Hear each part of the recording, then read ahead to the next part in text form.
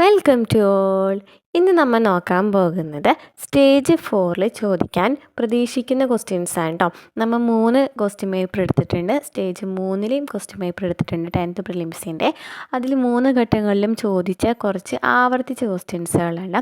അതിൽ ആദ്യമായിട്ട് ഒരു ക്ലാസ് ഞാൻ ചെയ്തിട്ടുണ്ട് കേട്ടോ. അതിൽ ആവർത്തിച്ച ക്വസ്റ്റ്യൻസ് ഓൾറെഡി ഞാൻ എല്ലാം പറഞ്ഞു കഴിഞ്ഞിട്ടുണ്ട്. ഇനി കോൺസ്റ്റിറ്റ്യൂഷൻ്റെ ഭാഗമാണ് പറയാത്തതായിട്ടുള്ളത്. ബാക്കി ഇന്ത്യ ഫാക്റ്റും കേരള ഫാക്റ്റും അതുപോലെ തന്നെ ബാക്കി റിപ്പീറ്റഡ് ആയിട്ട് വരുന്ന ക്വസ്റ്റ്യൻസൊക്കെ നമ്മൾ ഓൾറെഡി ചെയ്തിട്ടുണ്ട് കേട്ടോ. നമ്മുടെ ക്ലാസ്സുകൾ കാണാത്തവരുണ്ടെങ്കിൽ പോയി കാണാം കേട്ടോ. അപ്പോൾ ഞാൻ ലിങ്ക് കൊടുക്കാം അതിൻ്റെ. അപ്പോൾ ഇന്ന് നമ്മൾ നോക്കുന്നത് കോൺസ്റ്റിറ്റ്യൂഷൻ്റെ ഭാഗമായിട്ട് ഭരണഘടനയുടെ ഭാഗമായിട്ട് എന്തൊക്കെ ക്വസ്റ്റ്യൻസാണ് റിപ്പീറ്റഡ് ആയിട്ട് വന്നിട്ടുള്ളത്, അതുപോലെ തന്നെ എന്തൊക്കെയും കമ്മീഷൻസോട് ചോദിച്ചിട്ടുണ്ട് അല്ലേ, കമ്മീഷൻസ് ചോദിച്ചിട്ടുണ്ട്. അതുപോലെ തന്നെ എന്താണ് അടിസ്ഥാന വിവരങ്ങളിലെ മൗലിക അവകാശങ്ങളും മൗലിക ചുമതലകളൊക്കെ ചോദിച്ചിട്ടുണ്ട്. കമ്മീഷൻസിനെ കുറിച്ച് നമ്മൾ ഓൾറെഡി ക്ലാസ് എടുത്തിട്ടുണ്ട്. SCERTയിൽ നമ്മൾ ഓൾറെഡി 9ാം ക്ലാസ്സിലെ SCERTയിൽ ഡീറ്റെയിൽ ആയിട്ട് കമ്മീഷൻസിനെ പറയുന്ന കമ്മീഷൻസ് വരുന്ന ഭരണഘടനാ സ്ഥാപനങ്ങൾ വരുന്ന ഒരു ചാപ്റ്ററാണ്. അപ്പോൾ ആ ക്ലാസ് പോയി കാണാം ആദ്യം തന്നെ. അതുപോലെ തന്നെ ഇതിനിടയിൽ തന്നെ ഞാൻ കമ്മീഷൻസ് മാത്രമായിട്ടും ഒരു SCERT ക്ലാസ് ഓൾറെഡി ചെയ്തിട്ടുണ്ട്. അപ്പോൾ നമ്മുടെ ക്ലാസ്സുകൾ കാണാത്തവരുണ്ടെങ്കിൽ പോയി കാണാം. അതുപോലെ തന്നെ നമ്മുടെ ക്ലാസ്സുകൾ ഇഷ്ടമാണെന്നുണ്ടെങ്കിൽ സപ്പോർട്ട് ചെയ്യാം കേട്ടോ. അപ്പോൾ നമുക്ക് ഇന്നത്തെ ക്ലാസ്സിലേക്ക് പോകാം. ഇതിൽ നോക്കി ഞാൻ സ്റ്റേജ് 2 ക്വസ്റ്റ്യനാണ് എടുത്തിരിക്കുന്നത്. ഇതിൽ നോക്കി ഇന്ത്യൻ ഭരണഘടനയിലെ മൗലിക അവകാശങ്ങളും അതുമായി ബന്ധപ്പെട്ട വകുപ്പുകളും ചുവടെ തന്നിരിക്കുന്നുണ്ട്. അത് ചേരുംപടി ചേർക്കാനാണ് പറഞ്ഞിരിക്കുന്നത്. അപ്പോൾ എന്താണ് ഇവിടെ നോക്കി മത സ്വാതന്ത്ര്യം അല്ലേ, നമുക്ക് തന്നിട്ടുള്ളത് മൗലിക അവകാശങ്ങളെ കുറിച്ചിട്ടാണ് അല്ലേ. നോക്കി സ്വാതന്ത്ര്യത്തിനുള്ള അവകാശം വരുന്നത് ഏതാണ്? സ്വാതന്ത്ര്യത്തിനുള്ള അവകാശം വരുന്നത് 19 മുതൽ 22 വരെയുള്ള വകുപ്പുകളാണ് എന്ത് വരുന്നത്? സ്വാതന്ത്ര്യത്തിനുള്ള അവകാശം എന്ന് പറയുന്നത്. മൗലിക അവകാശങ്ങളും സ്വാതന്ത്ര്യത്തിനുള്ള അവകാശം വരുന്നത് 19 മുതൽ 22 വരെയുള്ള വകുപ്പുകളാണ്. ഇനി സമത്വത്തിനുള്ള അവകാശം വരുന്നത് ഏതാണ്? 14 മുതൽ 18 വരെയുള്ള വകുപ്പുകളാണ് സമത്വത്തിനുള്ള അവകാശം വരുന്നത്. പിന്നെ മതസ്വാതന്ത്ര്യത്തിനുള്ള അവകാശം വരുന്നത് ഏതാണ്? 25 മുതൽ 28 വരെയുള്ള വകുപ്പുകളാണ് മതസ്വാതന്ത്ര്യത്തിനുള്ള അവകാശം. ചൂഷണത്തിനെതിരെയുള്ള അവകാശം എന്ന് പറയുന്നത് 23 മുതൽ 24 വരെയുള്ള വകുപ്പുകളാണ് അല്ലേ. അപ്പോൾ അതിന് ആൻസർ വരുന്നത് ഏതാണ്? 56 ആൻസർ വരുന്നത് A ആണ് അല്ലേ. 1D 2C 3A 4B ആണ് അല്ലേ. അപ്പോൾ നമുക്ക് മൗലിക അവകാശങ്ങളെ കുറിച്ച് നമുക്ക് നോക്കാം. മൗലിക അവകാശങ്ങൾ എന്ന് പറയുന്നത് ആർട്ടിക്കിൾ 12 മുതൽ 35 വരെയാണ് മൗലിക അവകാശങ്ങളെ കുറിച്ചിട്ട് പറയുന്നത്. ഈ മൗലിക അവകാശങ്ങൾ എന്ന് പറയുന്നത് ന്യായവാദത്തിന് അർഹമാണ്. അതായത് നമുക്ക് കോടതിയിനൊക്കെ നമുക്ക് സമീപിക്കാനായിട്ട് പറ്റും മൗലിക അവകാശങ്ങൾ ലംഘിക്കുകയാണെന്നുണ്ടെങ്കിൽ. അതുപോലെ തന്നെ പാർട്ട് 3 വരുന്നത്. പാർട്ട് 3 ആർട്ടിക്കിൾ 12 മുതൽ 35 വരെയാണ് മൗലിക അവകാശങ്ങൾ വരുന്നത്. ഇനി പാർട്ട് 3 ഇന്ത്യയുടെ മാഗ്നാ കാർട്ട എന്നും ഇന്ത്യൻ ഭരണഘടനയുടെ ആണിക്കല്ലും എന്നുമാണ് അറിയപ്പെടുന്നത്. അപ്പോൾ പാർട്ട് 3 എന്തൊക്കെയാണ് അറിയപ്പെടുന്നത്? ഇന്ത്യയുടെ മാഗ്നാ കാർട്ട എന്നും ഇന്ത്യൻ ഭരണഘടനയുടെ ആണിക്കല്ല് എന്നൊക്കെ അറിയപ്പെടുന്നത് ഏതാണ്? പാർട്ട് 3 മൗലിക അവകാശങ്ങളാണ്. ഇനി മൗലിക അവകാശങ്ങളുടെ ശില്പി ആരാണ്? മൗലിക അവകാശങ്ങളുടെ ശില്പി എപ്പോഴും ചോദിക്കാറുണ്ട് അല്ലേ. PSC ചോദിക്കാറുള്ള ഒരു ക്വസ്റ്റ്യൻ ആണ്. മൗലിക അവകാശങ്ങളുടെ ശില്പിയാണ് സർദാർ വല്ലഭായ് പട്ടേൽ. സർദാർ വല്ലഭായ് പട്ടേലാണ് മൗലിക അവകാശങ്ങളുടെ ശില്പി എന്ന് പറയുന്നത്. ഇനി ഭരണഘടന നിലവിൽ വരുമ്പോൾ എത്ര മൗലിക അവകാശങ്ങളാണ് ഉണ്ടായിരുന്നത്? എപ്പോഴും അല്ലേ നമുക്ക് എല്ലാ ക്വസ്റ്റ്യൻ പേപ്പറിലും ഈ ഒരു ക്വസ്റ്റ്യൻ എന്തായാലും ഉണ്ടായിരിക്കും. അപ്പോൾ അത് കാരണം എല്ലാവർക്കും അറിയാവുന്നതായിരിക്കും. അപ്പോൾ ഭരണഘടന നിലവിൽ വരുമ്പോൾ 7 മൗലിക അവകാശങ്ങൾ ഉണ്ടായിരുന്നു. എന്നാൽ 1978 44ാം ഭേദഗതി പ്രകാരം സ്വത്തവകാശം എന്ന് പറയുന്ന മൗലിക അവകാശങ്ങളിൽ നിന്നും മാറ്റിയിട്ട് എന്താക്കി മാറ്റി? പാർട്ട് 12 300A നിയമാവകാശമാക്കി മാറ്റി. അപ്പോൾ എന്താണ് പറഞ്ഞത്? നമുക്കറിയാം ഭരണഘടന നിലവിൽ വരുമ്പോൾ എത്ര മൗലിക അവകാശങ്ങൾ ഉണ്ടായിരുന്നു? 7 മൗലിക അവകാശങ്ങളാണ് ഉണ്ടായിരുന്നത്. എന്നാൽ 1978 44ാം ഭേദഗതി പ്രകാരം സ്വത്തവകാശം എന്ന് പറയുന്നത് ഏത് പാർട്ടിലേക്ക് പോയി? പാർട്ട് 12 300A നിയമാവകാശമാക്കി മാറ്റി. അതെ, ഈ 1978 44ാം ഭേദഗതിയുടെ സമയത്ത് ആരാണ് ഉണ്ടായിരുന്നത്? മൊറാർജി ദേശായി ആണ് ഉണ്ടായിരുന്നത്. മൊറാർജി ദേശായി ആയിരുന്നു ആ സമയത്ത് ഉണ്ടായിരുന്ന പ്രധാനമന്ത്രി എന്ന് പറയുന്നത്. മൊറാർജി ദേശായി ആയിരുന്നു. ഓക്കെ ആണല്ലോ, ക്ലിയർ ആണല്ലോ അല്ലേ. അപ്പോൾ 12 മുതൽ 35 വരെയാണ് മൗലിക അവകാശങ്ങൾ വരുന്നതെന്ന് പറഞ്ഞു. ഇതിന് ഇനി നമുക്ക് ഓരോ ആർട്ടിക്കിൾസ് നമുക്ക് നോക്കാം. ആർട്ടിക്കിൾ 13 പറയുന്നത് ജുഡീഷ്യൽ റിവ്യൂ ആണ് കേട്ടോ. അതായത് ആരൊക്കെയാണ് വരിക അതിൽ? പാർലമെൻറ്റ്, സംസ്ഥാന നിയമസഭ, അതുപോലെ തന്നെ പിന്നെ ഇതൊക്കെയാണ് വരുന്നത്, സ്റ്റേറ്റ്സിനെ കുറിച്ചിട്ടൊക്കെയാണ് 12ാമത്തെ ആർട്ടിക്കിളിൽ പറയുന്നത് കേട്ടോ. അപ്പോൾ 12ാമത്തെ ആർട്ടിക്കിളിൽ വരുന്നത് സ്റ്റേറ്റ്സ് ആണ്, 13ാമത്തെ ആർട്ടിക്കിളിലാണ് ജുഡീഷ്യൽ റിവ്യൂ വരുന്നത്. അപ്പോൾ ഇത്രയൊക്കെ പഠിച്ചു വെച്ചല്ലോ. ഇനിയാണ് നമുക്ക് ഇമ്പോർട്ടൻ്റ് ആയിട്ട് ചോദിക്കാൻ വരുന്നതാണ് മൗലിക അവകാശങ്ങൾ എന്ന് പറയുന്നതിൽ മൗലിക സ്വാതന്ത്ര്യങ്ങളുണ്ട് അല്ലേ? മൗലിക സ്വാതന്ത്ര്യങ്ങളുണ്ട്. അപ്പോൾ എന്തൊക്കെയാണ് ഈ മൗലിക അവകാശങ്ങളിൽ വരുന്നത്? 6 മൗലിക അവകാശങ്ങളാണെന്ന് പറഞ്ഞു. അപ്പോൾ അതിൽ ഒന്നാമത്താണ് സമത്വത്തിനുള്ള അവകാശം. സമത്വത്തിനുള്ള അവകാശം എന്ന് പറയുന്നത് നമ്മൾ കണ്ടു അല്ലേ? 14 മുതൽ 18 വരെയുള്ള വകുപ്പുകളാണ് എന്ത് വരുന്നത്? സമത്വത്തിനുള്ള അവകാശം എന്ന് പറയുന്നതിൽ വരുന്നത്. സമത്വത്തിനുള്ള അവകാശം എന്ന് പറയുമ്പോൾ എന്തൊക്കെയാണ് വരിക? ആർട്ടിക്കിൾ 14 മുതൽ 18 വരെയാണ് അല്ലേ? അപ്പോൾ നമുക്ക് ഇമ്പോർട്ടൻ്റ് ആയിട്ട് മാത്രം വരുന്ന ക്വസ്റ്റ്യൻസ് മാത്രമാണ് ഞാൻ പറഞ്ഞു പോകുന്നത് കേട്ടോ. ഡീറ്റെയിൽ ആയിട്ട് പഠിക്കാം. LDCക്കും അതുപോലെ തന്നെ കുറച്ചുകൂടി ഹയർ +2 എക്സാമിനൊക്കെ ഇതിനേക്കാളും ഡീറ്റെയിൽ ആയിട്ട് പഠിക്കണം കേട്ടോ. നമുക്ക് ഇപ്പോൾ കോമൺ ആയിട്ട് ചോദിക്കുന്ന ക്വസ്റ്റ്യൻസ് മാത്രമാണ് പറയുന്നത്. ആർട്ടിക്കിൾ 14 എന്ന് പറയുന്നത് നിയമത്തിന് മുമ്പിലുള്ള സമത്വമാണ്. ആർട്ടിക്കിൾ 14 എന്ന് പറയുന്നത് നിയമത്തിന് മുമ്പിലുള്ള സമത്വമാണ്. അപ്പോൾ അതുപോലെ തന്നെ ആർട്ടിക്കിൾ 14ലാണ് തുല്യ സംരക്ഷണം വരുന്നത്. ഇനി ആർട്ടിക്കിൾ 15 എന്ന് വെച്ചാൽ എന്താണ്? ജാതി വർണ്ണ ലിംഗ വ്യത്യാസമില്ലാതെയുള്ള സമത്വമാണ് ആർട്ടിക്കിൾ 15 എന്ന് പറയുന്നത്. ആർട്ടിക്കിൾ 15 എന്താണ്? ജാതി വർണ്ണ ലിംഗ വ്യത്യാസമില്ലാതെയുള്ള സമത്വം. ഇനി 15(3) എന്ന് പറയുന്നത് സ്ത്രീകൾക്കും കുട്ടികൾക്കും പ്രത്യേക പരിഗണന നൽകുന്നവയാണ്. അപ്പോൾ നമ്മൾ പറഞ്ഞു ആർട്ടിക്കിൾ 14 എന്ന് പറയുന്നത് അല്ലേ? ആർട്ടിക്കിൾ 14 എന്ന് പറയുന്നത് എന്താണ്? നിയമത്തിന് മുമ്പിലുള്ള സമത്വം അതുപോലെ തന്നെ തുല്യ സംരക്ഷണമാണ് വരുന്നത്. ആർട്ടിക്കിൾ 15 എന്ന് പറഞ്ഞാൽ അല്ലേ? 15 ജാതി എന്നൊക്കെ അങ്ങനെ കണക്ട് ചെയ്യാം. ആർട്ടിക്കിൾ 15 വരുന്നത് ജാതി വർണ്ണ ലിംഗ വ്യത്യാസമില്ലാതെയുള്ള സമത്വം തടയുക എന്നാണ് കേട്ടോ. ആ ജാതി വർണ്ണ ലിംഗ വ്യത്യാസമില്ലാതെയുള്ള സമത്വമാണ്. ഇനി 15(3) വരുന്നുണ്ട് കേട്ടോ. 15(3) വരുന്നുണ്ട്. അതെന്ന് വെച്ചാൽ സ്ത്രീകൾക്കും കുട്ടികൾക്കും പ്രത്യേക പരിഗണന നൽകുന്നവയാണ് 15(3) എന്ന് പറയുന്നത്. ഇനി 16 ചോദിക്കാറുണ്ട് അല്ലേ? 16 എന്ന് പറയുന്നത് എന്താണ്? അവസര സമത്വമാണ്. 16 എന്ന് വെച്ചാൽ എന്താണ്? അവസര സമത്വമാണ്. ഇനി 17ാമത്തെ ആർട്ടിക്കിളിലാണ് അയിത്ത നിർമ്മാർജ്ജനം വരുന്നത് കേട്ടോ. അയിത്ത നിർമ്മാർജ്ജനം വരുന്നത് അതായത് എന്താണ് പറയുന്നത്? മഹാത്മാഗാന്ധിക്ക് ജയ് എന്ന മുദ്രാവാക്യത്തോടെ ആക്കിയിട്ടുള്ള ആർട്ടിക്കിൾ എന്ന് പറയുന്നതാണ് ആർട്ടിക്കിൾ 17 എന്ന് പറയുന്നത്. ആദ്യത്തെ നിർമ്മാർജ്ജനം അല്ലെങ്കിൽ മഹാത്മാഗാന്ധിക്ക് ജയ് എന്ന് പറയുന്ന പരാമർശിക്കുന്ന ആർട്ടിക്കിളാണ് 17. ഇനി ആർട്ടിക്കിൾ 18 വരുന്നത് അക്കാദമിക് വിദ്യാഭ്യാസ ബഹുമതികൾ ഒഴിവാക്കുക എന്നാണ് വരുന്നത്. അപ്പോൾ ക്ലിയർ ആയല്ലോ. അപ്പോൾ നമ്മൾ എന്താ പറഞ്ഞത്? സമത്വത്തിനുള്ള അവകാശം പറഞ്ഞു അല്ലേ? സമത്വത്തിനുള്ള അവകാശം എന്ന് പറയുമ്പോൾ ഏതൊക്കെ ആർട്ടിക്കിൾ ഉണ്ടെന്ന് പറഞ്ഞു? ആർട്ടിക്കിൾ 14 ഉണ്ടെന്ന് പറഞ്ഞു അല്ലേ? ആർട്ടിക്കിൾ 14 എന്ന് പറയുന്നത് എന്താണ്? നിയമത്തിനുള്ള മുമ്പിലുള്ള സമത്വമാണ്. ആർട്ടിക്കിൾ 14 തുല്യ സംരക്ഷണം പദവിയൊക്കെ നൽകുക എന്ന് പറയുന്നത് ആർട്ടിക്കിൾ 14 വരുന്നതാണ്. ഇനി ആർട്ടിക്കിൾ 15 എന്താണ് വരുന്നത്? ആർട്ടിക്കിൾ 15 പറയുന്നത് ജാതി വർണ്ണ ലിംഗഭേദമില്ലാതെയുള്ള വ്യത്യാസം അല്ലേ? അത് അങ്ങനെയുള്ള വിവേചനങ്ങളൊക്കെ തടയുക എന്ന് പറയുന്നത് ആർട്ടിക്കിൾ 15. 15(3) പറയുന്നുണ്ട് അല്ലേ? 15(3) പറയുന്നുണ്ട്. അതിൽ സ്ത്രീകൾക്കും കുട്ടികൾക്കും പ്രത്യേക പരിഗണനയാണ് നൽകുന്നത്. ആർട്ടിക്കിൾ 16 അവസര സമത്വം നൽകുന്ന ആർട്ടിക്കിൾ ഏതാണ്? ആർട്ടിക്കിൾ 16 അതുപോലെ തന്നെ നമ്മൾ എന്താ പറഞ്ഞത്? മഹാത്മാഗാന്ധിക്ക് ഇനി അവസര സമത്വം കഴിഞ്ഞു. പിന്നെ 17ാമത്തെ അതിലാണ് അയിത്ത നിർമ്മാർജ്ജനം പറഞ്ഞില്ലേ? അയിത്ത നിർമ്മാർജ്ജനം എന്ന് പറയുന്ന ആർട്ടിക്കിൾ കൂടിയാണ്. മഹാത്മാഗാന്ധിക്ക് ജയ് എന്ന് പരാമർശിക്കുന്ന ആർട്ടിക്കിളാണ് ആർട്ടിക്കിൾ 17 എന്ന് പറയുന്നത്. ഇനി ആർട്ടിക്കിൾ 18 എന്താണ് പറയുന്നത്? ആർട്ടിക്കിൾ 18 എന്ന് വെച്ചാൽ അക്കാദമിക് വിദ്യാഭ്യാസ ബഹുമതികൾ ഒഴിവാക്കുക എന്നാണ് ആർട്ടിക്കിൾ 18 പറയുന്നത്. ക്ലിയർ ആയല്ലോ? ഇത്രയാണ് നമുക്ക് സമത്വത്തിനുള്ള അവകാശത്തിൽ വരുന്നത് കേട്ടോ. ഇനി നമ്മൾ നോക്കാൻ പോകുന്നത് ഏതാണ്? സ്വാതന്ത്ര്യത്തിനുള്ള അവകാശമാണ് കേട്ടോ.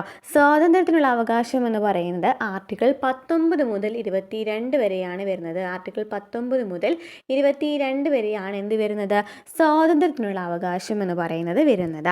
ആർട്ടിക്കിൾ 19 എന്ന് പറയുന്നത് എന്താണ്? നമുക്കറിയാലേ സ്വാതന്ത്ര്യത്തിനുള്ള അവകാശം എന്ന് വെച്ചാൽ എന്താണ്? മൗലിക അവകാശങ്ങളുടെ നട്ടെൽ എന്നാണ് അറിയപ്പെടുന്നത്. ആർട്ടിക്കിൾ 19 6 മൗലിക സ്വാതന്ത്ര്യങ്ങളാണ് ഉള്ളത്. ആർട്ടിക്കിൾ 19 6 മൗലിക സ്വാതന്ത്ര്യങ്ങളാണ് ഉള്ളത്.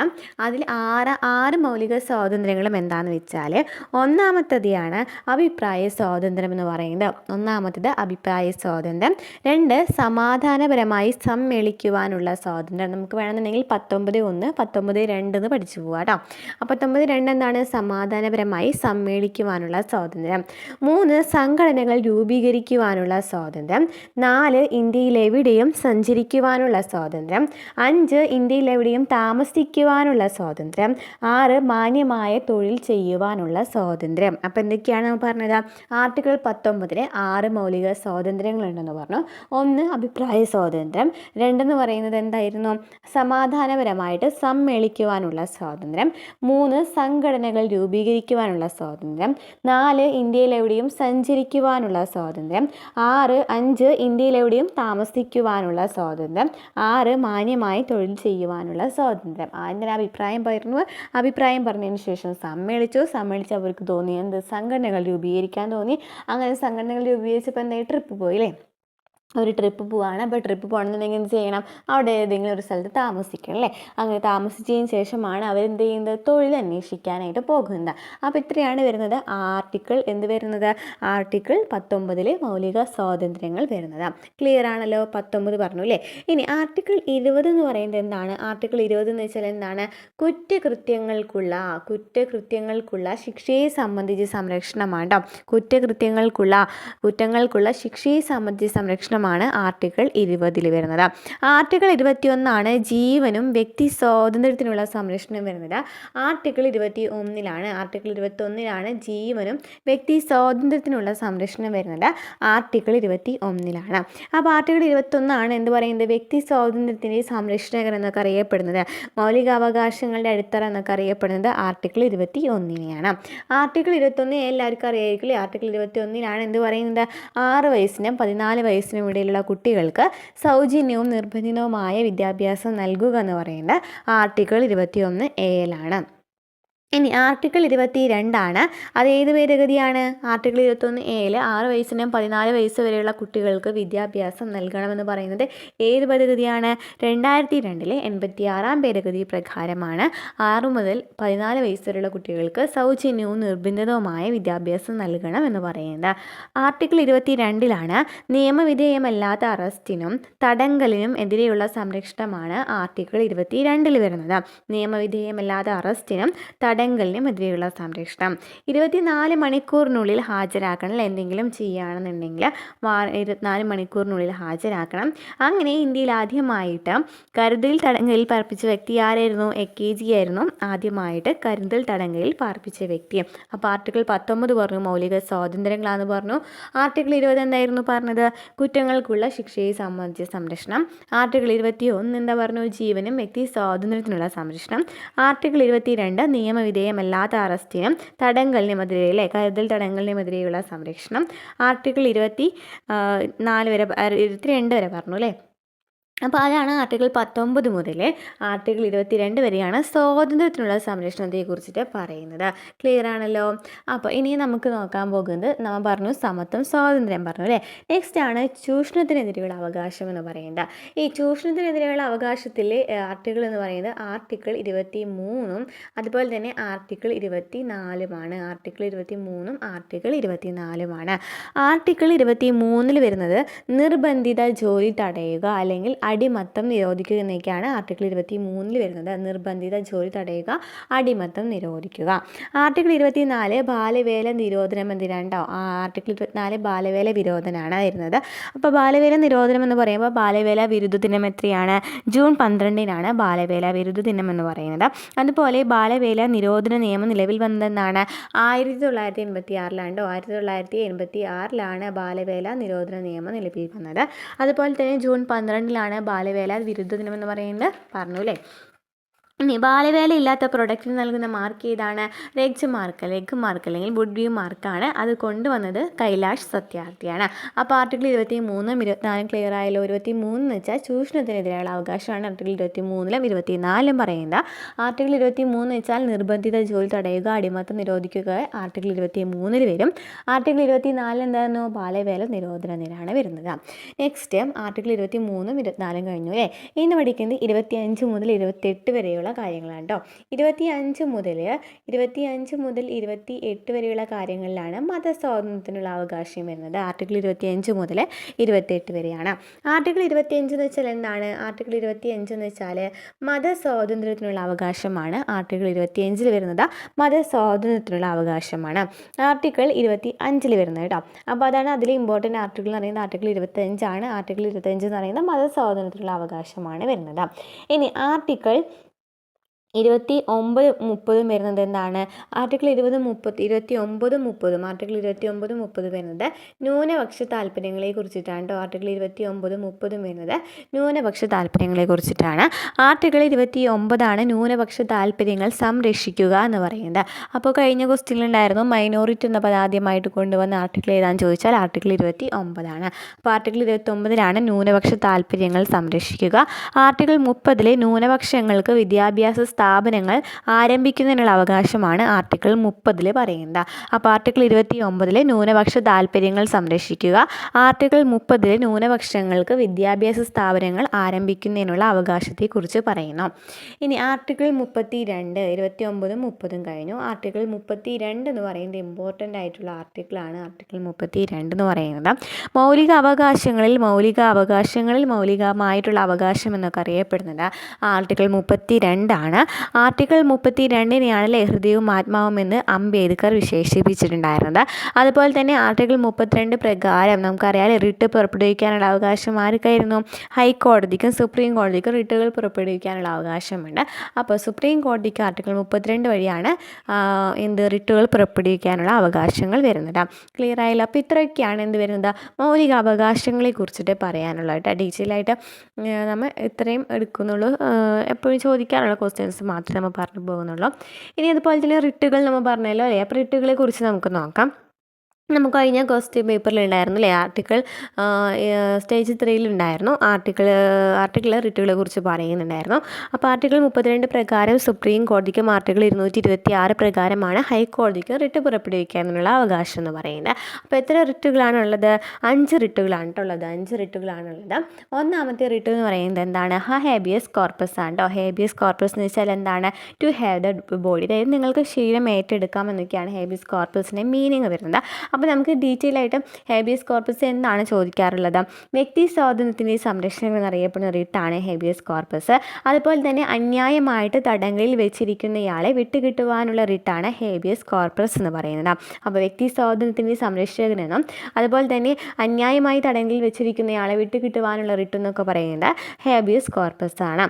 രണ്ടാമത്തെ റിട്ടാണ് മെൻഡാമസ്. മെൻഡാമസ് എന്ന് വെച്ചാൽ എന്താണ്? വി കമാൻഡ്, നാം കൽപ്പിക്കുന്നു എന്നാണ് അർത്ഥം വരുന്നത്. അതായത് ഒരു സർക്കാർ ഉദ്യോഗസ്ഥനോടോ പൊതുമേഖലാ സ്ഥാപനത്തിനോടോ തങ്ങളുടെ കർത്തവ്യങ്ങൾ നിറവേറ്റുവാൻ ഉത്തരവിടുന്ന റിട്ടിനെയാണ് മെൻഡാമസ് എന്ന് പറയുന്നത്. അപ്പോൾ മെൻഡാമസ് എന്ന് വെച്ചാൽ ബി കമാൻഡ്, നാം കൽപ്പിക്കുന്നു എന്നൊക്കെയാണ് വരുന്നത്. അതായത് ഒരു സർക്കാർ ഉദ്യോഗസ്ഥനോടോ പൊതുമേഖലാ സ്ഥാപനത്തിനോടോ തങ്ങളുടെ കർത്തവ്യങ്ങൾ നിറവേറ്റാൻ ഉത്തരവിടുന്ന റിട്ടിനെയാണ് മെൻഡാമസ് എന്ന് പറയുന്നത് അല്ലേ? എന്താണ് പറയുന്നത്? കർത്തവ്യങ്ങൾ നിറവേറ്റാൻ ഉത്തരവിടുന്ന റിട്ടം. ഇനി മൂന്നാമത്തെ റിട്ടാണ് കോവേറൻറ്റോ. കോവേറൻറ്റോ എന്ന് വെച്ചാൽ എന്താണ്? ബൈ വാട്ട് അതോറിറ്റി, എന്ത് അധികാരമാണുള്ളത്? ഒരാൾ അയാൾക്ക് അർഹമല്ലാത്ത ഉദ്യോഗം വഹിക്കുന്നതിനെ തടയുന്നതിനുള്ള റിട്ടാണ് കോവാറൻറ്റോ എന്ന് പറയുന്നത്. ഒരാൾ അയാൾക്ക് അർഹമില്ലാത്ത ഉദ്യോഗം വഹിക്കുന്നതിനെ തടയുന്നതിനുള്ള റിട്ടാണ് കോവേറൻറ്റോ. ഇനി നാലാമത്തെ റിട്ടാണ് പ്രൊഹിബിഷൻ എന്ന് പറയുന്നത്. ടു ഫോർബിഡ് കോടതി, അതായത് എന്താണ് പ്രൊഹിബിഷൻ എന്ന് വെച്ചാൽ തടയുക എന്നല്ലേ അർത്ഥം വരുന്നത്. അതായത് കോടതിയുമായിട്ടുള്ള ബന്ധപ്പെട്ടുള്ള റിട്ടാണ് പ്രൊഹിബിഷൻ എന്ന് പറയുന്നത്. കീഴ്ക്കോടതികൾ അതിൻ്റെ അധികാരപരിധി ലംഘിക്കുന്നതിന് തടയുന്ന റിട്ടാണ് പ്രൊഹിബിഷൻ എന്ന് പറയുന്നത്. കീഴ്ക്കോടതി അതിൻ്റെ അധികാരപരിധി ലംഘിക്കുന്നതിന് തടയുന്ന റിട്ടാണെന്ന് പറയുന്നത് പ്രൊഹിബിഷൻ എന്ന് പറയുന്നത്. ഇനി അഞ്ചാമത്തെ റിട്ടാണ് സെർഷ്യോററി, അതായത് അതും കോടതി മുതൽ കോടതി വരെയാണ് തന്നെ വരുന്നത്. കോടതി ടു കോടതിയാണ് കണക്ഷൻ വരുന്നത്. സെർഷ്യോററി എന്ന് വെച്ചാൽ to be certified or informed, സാക്ഷ്യപ്പെടുത്തുക എന്നൊക്കെയാണ് സെർഷ്യോററി എന്ന് വെച്ചാൽ. അതായത് കീഴ്ക്കോടതിയിൽ നിന്നും ഫയലുകൾ പുനഃപരിശോധനയ്ക്കായിട്ട് മേൽക്കോടതിയിലേക്ക് മാറ്റാൻ ഉത്തരവിടുന്ന റിട്ടാണ് സെർഷ്യോററി എന്ന് പറയുന്നത്. കീഴ്ക്കോടതിയിൽ നിന്നും ഫയലുകൾ പുനഃപരിശോധനയ്ക്കായിട്ട് മേൽക്കോടതിയിലേക്ക് മാറ്റാൻ ഉത്തരവിടുന്ന റിട്ടിനെയാണ് സെർഷ്യോററി എന്ന് പറയുന്നത്. അപ്പോൾ നമ്മൾ 5 റിട്ടുകൾ പറഞ്ഞു. ഹേബിയസ് കോർപ്പസ് എന്ന് വെച്ചാൽ എന്തായിരുന്നു? അന്യായമായി തടങ്കലിൽ വെച്ചിരിക്കുന്നയാളെ വിട്ടുകിട്ടുവാനുള്ള റിട്ടാണ് ഹേബിയസ് കോർപ്പസ്. മെൻഡാമസ് എന്ന് വെച്ചാൽ എന്താണ്? ഒരു സർക്കാർ ഉദ്യോഗസ്ഥനോടോ പൊതുമേഖലാ സ്ഥാപനത്തിനോടോ തങ്ങളുടെ കർത്തവ്യങ്ങൾ നിറവേറ്റാൻ ഉത്തരവിടുന്ന റിട്ട്. ഇനി കോവേറൻറ്റ് എന്ന് വെച്ചാൽ എന്താണ്? ഒരാൾ അയാൾക്ക് അർഹമല്ലാത്ത ഉദ്യോഗം വഹിക്കുന്നതിന് തടയുന്നതിനുള്ള റിട്ട്. പ്രൊഹിബിഷൻ എന്ന് വെച്ചാൽ കീഴ്ക്കോടതികൾ അതിൻ്റെ അധികാരപരിധി ലംഘിക്കുന്നതിന് തടയുന്ന റിട്ട്. സെർഷ്യോററി എന്ന് വെച്ചാൽ എന്താണ്? കീഴ്ക്കോടതിയിൽ നിന്നും ഫയലുകൾ പുനഃപരിശോധനയ്ക്കായിട്ട് മേൽക്കോടതിയിലേക്ക് മാറ്റാൻ ഉത്തരവിടുന്ന റിട്ടിനെയാണ് എന്തെന്ന് പറയുന്നത്? സെർഷ്യോററി എന്ന് പറയുന്നത്. അപ്പോൾ ഇത്രയൊക്കെയാണ് മൗലിക അവകാശങ്ങളുമായിട്ട് ബന്ധപ്പെട്ടിട്ട് പറയാനുള്ളത് കേട്ടോ. അപ്പോൾ നമുക്ക് അടുത്ത ക്വസ്റ്റ്യൻ നോക്കാം. അടുത്ത ക്വസ്റ്റ്യൻ നോക്കിയേ. ചുവടെ തന്നിരിക്കുന്നവയിൽ ഇന്ത്യൻ ഭരണഘടനയിൽ നിലവിലുള്ള മൗലിക കർത്തവ്യങ്ങളിൽ ഉൾപ്പെടുന്നവ ഏതെല്ലാം?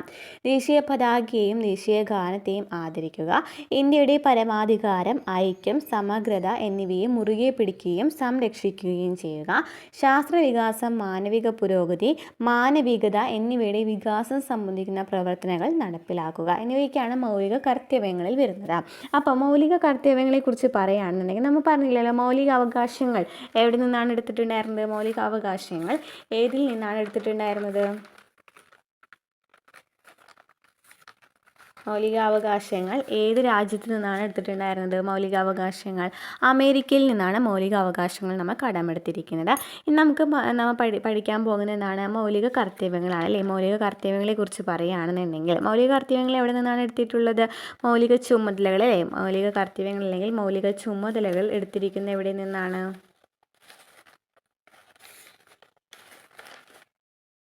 റഷ്യയിൽ നിന്നാണ് മൗലിക കർത്തവ്യങ്ങൾ എടുത്തിട്ടുള്ളത്. അപ്പോൾ ഏത് പാർട്ടിലാണ് പറയുന്നത്? പാർട്ട് 4A ട്ടോ. പാർട്ട് 4A അതുപോലെ തന്നെ പാർട്ട് 4A ആർട്ടിക്കിൾ 51A മൗലിക ചുമതലകളെ കുറിച്ച് പറയുന്നത്. പാർട്ട് 4A ആർട്ടിക്കിൾ 51A മൗലിക ചുമതലകളെ കുറിച്ച് പറയുന്നത്. 51A ട്ടോ. ഇനി മൗലിക ചുമതലകൾ എന്ന് പറയുമ്പോൾ 11 മൗലിക ചുമതലകളാണ് ഉൾപ്പെടുത്തിയിരിക്കുന്നത്. എത്രയാണ്? 11 മൗലിക ചുമതലകളാണ് ആകെ കൂടിയിട്ടുള്ളത്. ഭരണഘടന നിലവിൽ വരുമ്പോൾ അപ്പോൾ ആ സമയത്ത് ആരായിരുന്നു പ്രധാനമന്ത്രിയും പ്രസിഡൻറ്റും എന്ന് പറയുന്നത്? ഇന്ദിരാഗാന്ധിയും ഫക്രുദ്ദീനുമായിരുന്നു കേട്ടോ ആ സമയത്തെ പ്രധാനമന്ത്രിയും പ്രസിഡൻറ്റ് എന്ന് പറയുന്നത്. അതുപോലെ തന്നെ ഭരണഘടന നിലവിൽ വരുമ്പോൾ മൗലിക ചുമതലകൾ ഉണ്ടായിരുന്നില്ല. ഭരണഘടന നിലവിൽ വരുമ്പോൾ എന്തുണ്ടായിരുന്നില്ല? മൗലിക ചുമതലകൾ ഉണ്ടായിരുന്നില്ല. എന്നാൽ 1976 42 ഭേദഗതി പ്രകാരം 10 മൗലിക ചുമതലകൾ ഭരണഘടനയിൽ ഉൾപ്പെടുത്തി. എത്രയാണ്?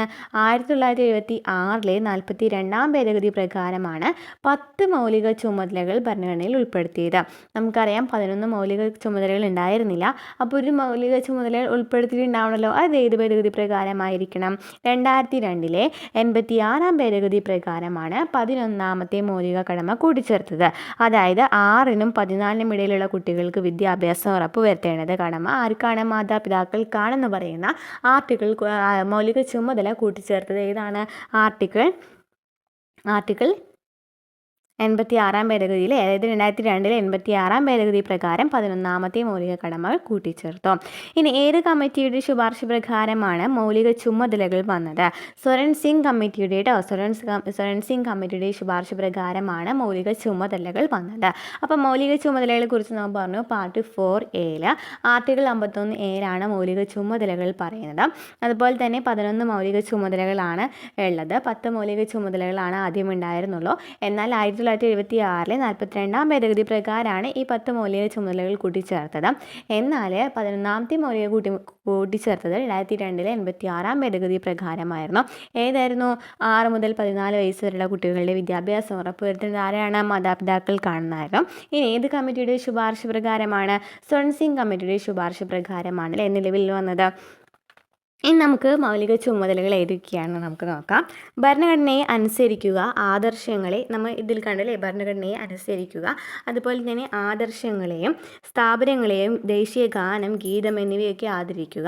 പിന്നെ സ്വാതന്ത്ര്യത്തിന് വേണ്ടിയുള്ള സമരത്തിന് പ്രചോദനം നൽകുക, മഹനീയ ആദർശങ്ങളെ പരിപോഷിപ്പിക്കുകയും പിന്തുടരുകയും ചെയ്യുക, ഭാരതത്തിൻ്റെ പരമാധികാരം, ഐക്യം, അഖണ്ഡത കാത്തുസൂക്ഷിക്കുക, രാജ്യത്തെ കാത്തുസൂക്ഷിക്കുക, ദേശീയ സേവനങ്ങൾ ചെയ്യുക, മതപരവും ഭാഷാപരവും പ്രാദേശികവും വിഭാഗീയവുമായ എല്ലാ ജനങ്ങൾക്കുമിടയിൽ സാഹോദര്യം വരുത്തുക, എല്ലാ സ്ത്രീകൾക്കും വേണ്ടിയിട്ട് ആചാരങ്ങൾ, സ്ത്രീകളുടെ കുറവ് വരുത്തുന്ന ആചാരങ്ങളൊക്കെ പരിത്യജിക്കുക, സംസ്കാരത്തിൻ്റെ പാരമ്പര്യത്തെ വിലമതിക്കുക, നിലനിർത്തുക, വനങ്ങൾ, തടാകങ്ങൾ, നദികൾ, പരിസ്ഥിതിയെ സംരക്ഷിക്കുക, ശാസ്ത്രീയമായ കാഴ്ചപ്പാടും മാനവികതയും മനോഭാവമൊക്കെ പുലർത്തുക, പൊതു സ്വത്ത് സംരക്ഷിക്കുമ്പോൾ അതിനുള്ള ആക്രമം, സ്വത്ത് സംരക്ഷിക്കുക, അതുപോലെ അതിനു വേണ്ടിയുള്ള ആക്രമങ്ങളൊക്കെ ഉപേക്ഷിക്കുക, മണ്ഡലത്തിലെ മികവ് കാട്ടി രാഷ്ട്രത്തിനെ മുന്നേറ്റം ചെയ്യുക, കുട്ടികൾക്ക് വിദ്യാഭ്യാസം പറഞ്ഞു അല്ലേ. 53K കുട്ടികളുടെ വിദ്യാഭ്യാസത്തെക്കുറിച്ച് പറയുന്നത്. അപ്പോൾ നിർദ്ദേശക തത്വങ്ങൾ എന്ന് പറയുന്നതാണ്ടോ ഞാനിപ്പോൾ പറഞ്ഞത്. ആർട്ടിക്കിൾ നിർദ്ദേശക തത്വങ്ങൾ ഏതൊക്കെയാണ് വരുന്നത്? ഭരണഘടനയെ അനുസരിക്കുക, ആദർശങ്ങളെ, സ്ഥാപന ഗാനങ്ങളും ഗീതങ്ങളൊക്കെ ആദരിക്കുക, അതുപോലെ തന്നെ സ്വാതന്ത്ര്യത്തിന് വേണ്ടിയുള്ള സമരത്തിന് പ്രചോദനം നൽകുക, മഹനീയ ആദർശങ്ങളെ പരിപോഷിപ്പിക്കുകയും പിന്തുടരുകയും ചെയ്യുക. അങ്ങനെ ഭാരതത്തിൻ്റെ പരമാധികാരം, ഐക്യം, അഖണ്ഡത കാത്തു സൂക്ഷിക്കുക, രാജ്യത്തെ കാത്തു സൂക്ഷിക്കുക, ദേശീയ സേവനങ്ങൾ ചെയ്യുക, മതപരവും ആശാപരവും പ്രാദേശികവും വിഭാഗീയവുമായ ജനങ്ങൾക്കിടയിൽ സാഹോദര്യം വളർത്തുക, സ്ത്രീകൾക്ക് കുറവ് വരുത്തുന്ന എല്ലാ ആചാരങ്ങളും പരിത്യജിക്കുക, സംസ്കാരത്തിൻ്റെ പാരമ്പര്യത്തെ വിലമതിക്കുക, നിലനിർത്തുക, വനങ്ങൾ, തടാകങ്ങൾ, നദികൾ, പരിസ്ഥിതി സംരക്ഷിക്കുക, ശാസ്ത്രീയവും കാഴ്ചപ്പാടും മാനവികതയും മനോഭാവവും പുലർത്തുക, പൊതുസ്വത്ത് സംരക്ഷിക്കുന്നവരുടെ ആക്രമം ഉപേക്ഷിക്കുക, അതുപോലെ തന്നെ മണ്ഡലത്തിൽ മികവ് കാട്ടി രാഷ്ട്രത്തിൻ്റെ മുന്നേറ്റം, കുട്ടികൾക്കുള്ള വിദ്യാഭ്യാസം എന്നിവയൊക്കെയാണ് വരുന്നത്. അപ്പോൾ ഇത്രയൊക്കെയാണ് എന്ത് വരുന്നത്, മൗലിക ചുമതലകളിൽ വരുന്നത്. ഇനി നെക്സ്റ്റ് ക്വസ്റ്റ്യൻ നോക്കിയേ. ദേശീയ മനുഷ്യാവകാശ കമ്മീഷൻ ചെയർമാനെ നിയമിക്കുന്നത് ആരാണ്? ദേശീയ മനുഷ്യാവകാശ കമ്മീഷൻ ചെയർമാനെ നിയമിക്കുന്നത് ആരാണ്? രാഷ്ട്രപതിയാണല്ലേ. ദേശീയ മനുഷ്യാവകാശ കമ്മീഷൻ നിയമിക്കുന്ന ആരാണ്? രാഷ്ട്രപതിയാണ്. അപ്പം മനുഷ്യാവകാശ കമ്മീഷനെ കുറിച്ച് പറയുകയാണെന്നുണ്ടെങ്കിൽ എന്നാണ് മനുഷ്യാവകാശ കമ്മീഷൻ നിലവിൽ വന്നത്? ദേശീയ മനുഷ്യാവകാശ കമ്മീഷൻ നിലവിൽ വന്നത് 1993 ഒക്ടോബർ 12-നാണ് ദേശീയ മനുഷ്യാവകാശ കമ്മീഷൻ നിലവിൽ വന്നതെന്നാണ്. 1993 ഒക്ടോബർ 12-നാണ് ദേശീയ മനുഷ്യാവകാശ കമ്മീഷൻ നിലവിൽ വന്നത്. ന്യൂഡൽഹിയാണ് കമ്മീഷൻ്റെ ആസ്ഥാനം എന്ന് പറയുന്നത്. ന്യൂഡൽഹിയാണ്. ചെയർപേഴ്സൺ ഉൾപ്പെടെ 6 അംഗങ്ങളാണ് കമ്മീഷനിൽ ഉണ്ടായിരിക്കുക. എത്രയാണ്? 6 അംഗങ്ങളാണ് കമ്മീഷനിലുണ്ടായിരിക്കുക. ന്യൂഡൽഹിയാണ് കമ്മീഷൻ്റെ ആസ്ഥാനം. ചെയർപേഴ്സൺ ഉൾപ്പെടെ 6 അംഗങ്ങളാണ് കമ്മീഷനിലുള്ളത്. വിരമിച്ച സുപ്രീം കോടതി ചീഫ് ജസ്റ്റിസ് അല്ലെങ്കിൽ സുപ്രീം കോടതി ജഡ്ജി ആയിരിക്കും അധ്യക്ഷൻ എന്ന് പറയുന്നത്. രാഷ്ട്രപതിയാണ് കമ്മീഷൻ അംഗങ്ങളെ നിയമിക്കുന്നത്. എത്ര വർഷമാണ്? 3 വർഷം അല്ലെങ്കിൽ 70 വയസ്സ് വരെയാണ് കമ്മീഷൻ അംഗങ്ങളുടെ ഔദ്യോഗിക കാലാവധി എന്ന് പറയുന്നത്. അപ്പോൾ എന്തൊക്കെയാണ് പറഞ്ഞത്? 1993 ഒക്ടോബർ 12-ന് നിലവിൽ വന്നു അല്ലേ. ന്യൂഡൽഹിയാണ് ആസ്ഥാനം. എത്ര അംഗങ്ങളാണ്? ചെയർപേഴ്സൺ ഉൾപ്പെടെ 6 അംഗങ്ങളാണ് ഉണ്ടായിരിക്കുക. വിരമിച്ച സുപ്രീം കോടതി ചീഫ് ജസ്റ്റിസ് അല്ലെങ്കിൽ സുപ്രീം കോടതി ജഡ്ജി ആയിരിക്കും അധ്യക്ഷൻ എന്ന് പറയുന്നത്. രാഷ്ട്രപതിയാണ് കമ്മീഷൻ അംഗങ്ങളെ നിയമിക്കുന്നത്. 3 വർഷം അല്ലെങ്കിൽ 70 വയസ്സ് വരെയാണ് കമ്മീഷൻ അംഗങ്ങളുടെ കാലാവധി എന്ന് പറയുന്നത്. നമ്മൾ ഈ ചാപ്റ്റർ ഡീറ്റെയിൽ ആയിട്ട് എടുത്തിട്ടുണ്ട്. നാം വേണമെന്നുണ്ടെങ്കിൽ ഈ ക്ലാസ്സിൻ്റെ ലിങ്ക് നമ്മൾ കൊടുക്കാം കേട്ടോ, ഡിസ്ക്രിപ്ഷനിൽ കൊടുക്കാം, അല്ലാന്നുണ്ടെങ്കിൽ കമൻ്റായിട്ടും അറിയിക്കാം കേട്ടോ. അപ്പം നമുക്ക് ഈ മനുഷ്യാവകാശ കമ്മീഷനെ കുറിച്ച് പറയാനുള്ളത് ഇത്രയാണ്. മനുഷ്യാവകാശ കമ്മീഷന് മനുഷ്യാവകാശ സംരക്ഷണ നിയമം നിലവിൽ വന്നത് 1993-ലാണ്. ഇനി സംസ്ഥാന മനുഷ്യാവകാശ കമ്മീഷനെ കുറിച്ച് പറയുന്നതിന് മുമ്പ് ദേശീയ മനുഷ്യാവകാശ കമ്മീഷനിലെ ഫസ്റ്റ് ചെയർമാൻ എന്ന് പറയുന്നത് ആരാണ്? ജസ്റ്റിസ് രംഗനാഥ മിശ്രയാണ്. ജസ്റ്റിസ് രംഗനാഥ മിശ്രയാണ് ഫസ്റ്റ് ചെയർമാൻ എന്ന് പറയുന്നത്. കൂടുതൽ കാലം അല്ലെങ്കിൽ ഫസ്റ്റ് ചെയർമാനായ ആദ്യത്തെ മലയാളിയായിരുന്നു ആര്? KG ബാലകൃഷ്ണൻ കേട്ടോ. KG ബാലകൃഷ്ണനാണ് ഫസ്റ്റ് മലയാളി എന്ന് പറയുന്നത്. ദേശീയ മനുഷ്യാവകാശ കമ്മീഷൻ അംഗമായ ആദ്യത്തെ മലയാളിയാണ് ഫാത്തിമ ബീവി. ഫാത്തിമ ബീവി എന്ന് പറയുന്നത് ആരാണ്? ദേശീയ മനുഷ്യാവകാശ കമ്മീഷനിലെ അംഗമായ ആദ്യത്തെ മലയാളിയാണ്. ഓക്കെ ആണല്ലോ. ഇനി കേരള മനുഷ്യാവകാശ കമ്മീഷനെ കുറിച്ച്, സംസ്ഥാന മനുഷ്യാവകാശ കമ്മീഷൻ എന്ന് പറയുന്നത് എന്നാണ്? 1998 ഡിസംബർ 11-നാണ് നിലവിൽ വന്നത്. എത്ര അംഗങ്ങളുണ്ടായിരിക്കാം? ചെയർപേഴ്സൺ ഉൾപ്പെടെ 3 അംഗങ്ങളാണ് കമ്മീഷനിലുള്ളത്. വിരമിച്ച ഹൈക്കോടതി ചീഫ് ജസ്റ്റിസ് അല്ലെങ്കിൽ ഹൈക്കോടതി ജഡ്ജി ആയിരിക്കും മനുഷ്യാവകാശ കമ്മീഷൻ അധ്യക്ഷൻ എന്ന് പറയുന്നത് ഹൈക്കോടതിയിലെ. ഇനി ഗവർണറാണ് കമ്മീഷൻ അംഗങ്ങളെ നിയമിക്കുന്നത്. അപ്പം എന്താണ് പറയുന്നത്? 1991 ഡിസംബർ 11-നാണ് കേരള സംസ്ഥാന മനുഷ്യാവകാശ കമ്മീഷൻ നിലവിൽ വന്നത്. ചെയർപേഴ്സൺ ഉൾപ്പെടെ 3 അംഗങ്ങളാണ് കമ്മീഷനിലുണ്ടായിരിക്കാം. വിരമിച്ച ഹൈക്കോടതി ചീഫ് ജസ്റ്റിസ് അല്ലെങ്കിൽ ഹൈക്കോടതി ജഡ്ജി ആയിരിക്കും മനുഷ്യാവകാശ കമ്മീഷൻ അധ്യക്ഷൻ എന്ന് പറയുന്നത്. ഗവർണറാണ് കമ്മീഷൻ അംഗങ്ങളെ നിയമിക്കുന്നത്. ക്ലിയർ ആണല്ലോ. ഇനി ഇതിനെക്കുറിച്ച് പറയുകയാണെന്നുണ്ടെങ്കിൽ ആദ്യത്തെ ചെയർമാൻ ആരായിരുന്നു? MM പരീദപിള്ളയായിരുന്നു. MM പരീദപിള്ളയായിരുന്നു ഫസ്റ്റത്തെ ചെയർമാൻ എന്ന് പറയുന്നത്. ക്ലിയർ ആണല്ലോ. ഇന്ന് നോക്കിയ നെക്സ്റ്റ് ക്വസ്റ്റ്യൻ വന്നേക്കുന്നത് വിവരാവകാശവുമായി ബന്ധപ്പെട്ടിട്ടാണ്. 2005-ലെ വിവരാവകാശ നിയമം എന്ന് പറയുന്നത് അതനുസരിച്ചാണ് നിലവിൽ വന്നത് വിവരാവകാശ കമ്മീഷൻ. അതുപോലെ തന്നെ ഇന്ത്യയുടെ മുഖ്യ വിവരാവകാശ കമ്മീഷണറെ നിയമിക്കുന്ന ആരാണ്? രാഷ്ട്രപതിയാണ്. ഇന്ത്യയുടെ മുഖ്യ വിവരാവകാശ കമ്മീഷണർ നിയമിക്കുന്ന ആരാണ്? രാഷ്ട്രപതിയാണ്. അപ്പോൾ വിവരാവകാശത്തെക്കുറിച്ച് പറയുകയാണെന്നുണ്ടെങ്കിൽ കേന്ദ്ര വിവരാവകാശ കമ്മീഷൻ നിലവിൽ വന്നത് 2005 ഒക്ടോബർ 12-നാണ് കേന്ദ്ര വിവരാവകാശ കമ്മീഷൻ നിലവിൽ വന്നത്. ആസ്ഥാനം അഗസ്റ്റ് ക്രാന്തി ഭവൻ ന്യൂഡൽഹിയാണ്. അതുപോലെ തന്നെ 11 അംഗങ്ങളാണ് കേന്ദ്ര വിവരാവകാശ കമ്മീഷനിൽ ഉണ്ടായിരിക്കാം. കാലാവധി എത്രയാണ്? 5 ഓർ 65 5 വർഷം 65 വയസ്സാണ് കാലാവധി. നിയമിക്കുന്നത് പ്രസിഡന്റ് തന്നെയാണ്. അപ്പോൾ കേന്ദ്ര വിവരാവകാശ കമ്മീഷൻ നിലവിൽ വന്നത് 2005 ഒക്ടോബർ 12-നാണ്. 2005 വിവരാവകാശ നിയമപ്രകാരമാണ് ആസ്ഥാനം അഗസ്റ്റ് ക്രാന്തി ഭവൻ ന്യൂഡൽഹി. 11 മെമ്പേഴ്സ് ഉണ്ടായിരിക്കും. 5 വർഷമാണ് കാലാവധി, അല്ലെങ്കിൽ 65 വയസ്സ്. നിയമിക്കുന്നത് പ്രസിഡൻ്റാണ്. ഫസ്റ്റ് ചെയർമാൻ ആരായിരുന്നു? വജാഹിദ് ഹബീബുള്ള ആയിരുന്നു ഫസ്റ്റ് ചെയർമാൻ എന്ന് പറയുന്നത്. ഫസ്റ്റ് ലേഡി ചെയർമാൻ, വനിതയായ ചെയർമാൻ എന്ന് പറയുന്നത് ദീപക് സന്ധു ആണ്. ഇനി കേരള സംസ്ഥാന വിവരാവകാശ കമ്മീഷൻ നിലവിൽ വന്നത് 2005 ഡിസംബർ 19-നാണ്. 2005 ഡിസംബർ 19-നാണ്. ആസ്ഥാനം തിരുവനന്തപുരമാണ്.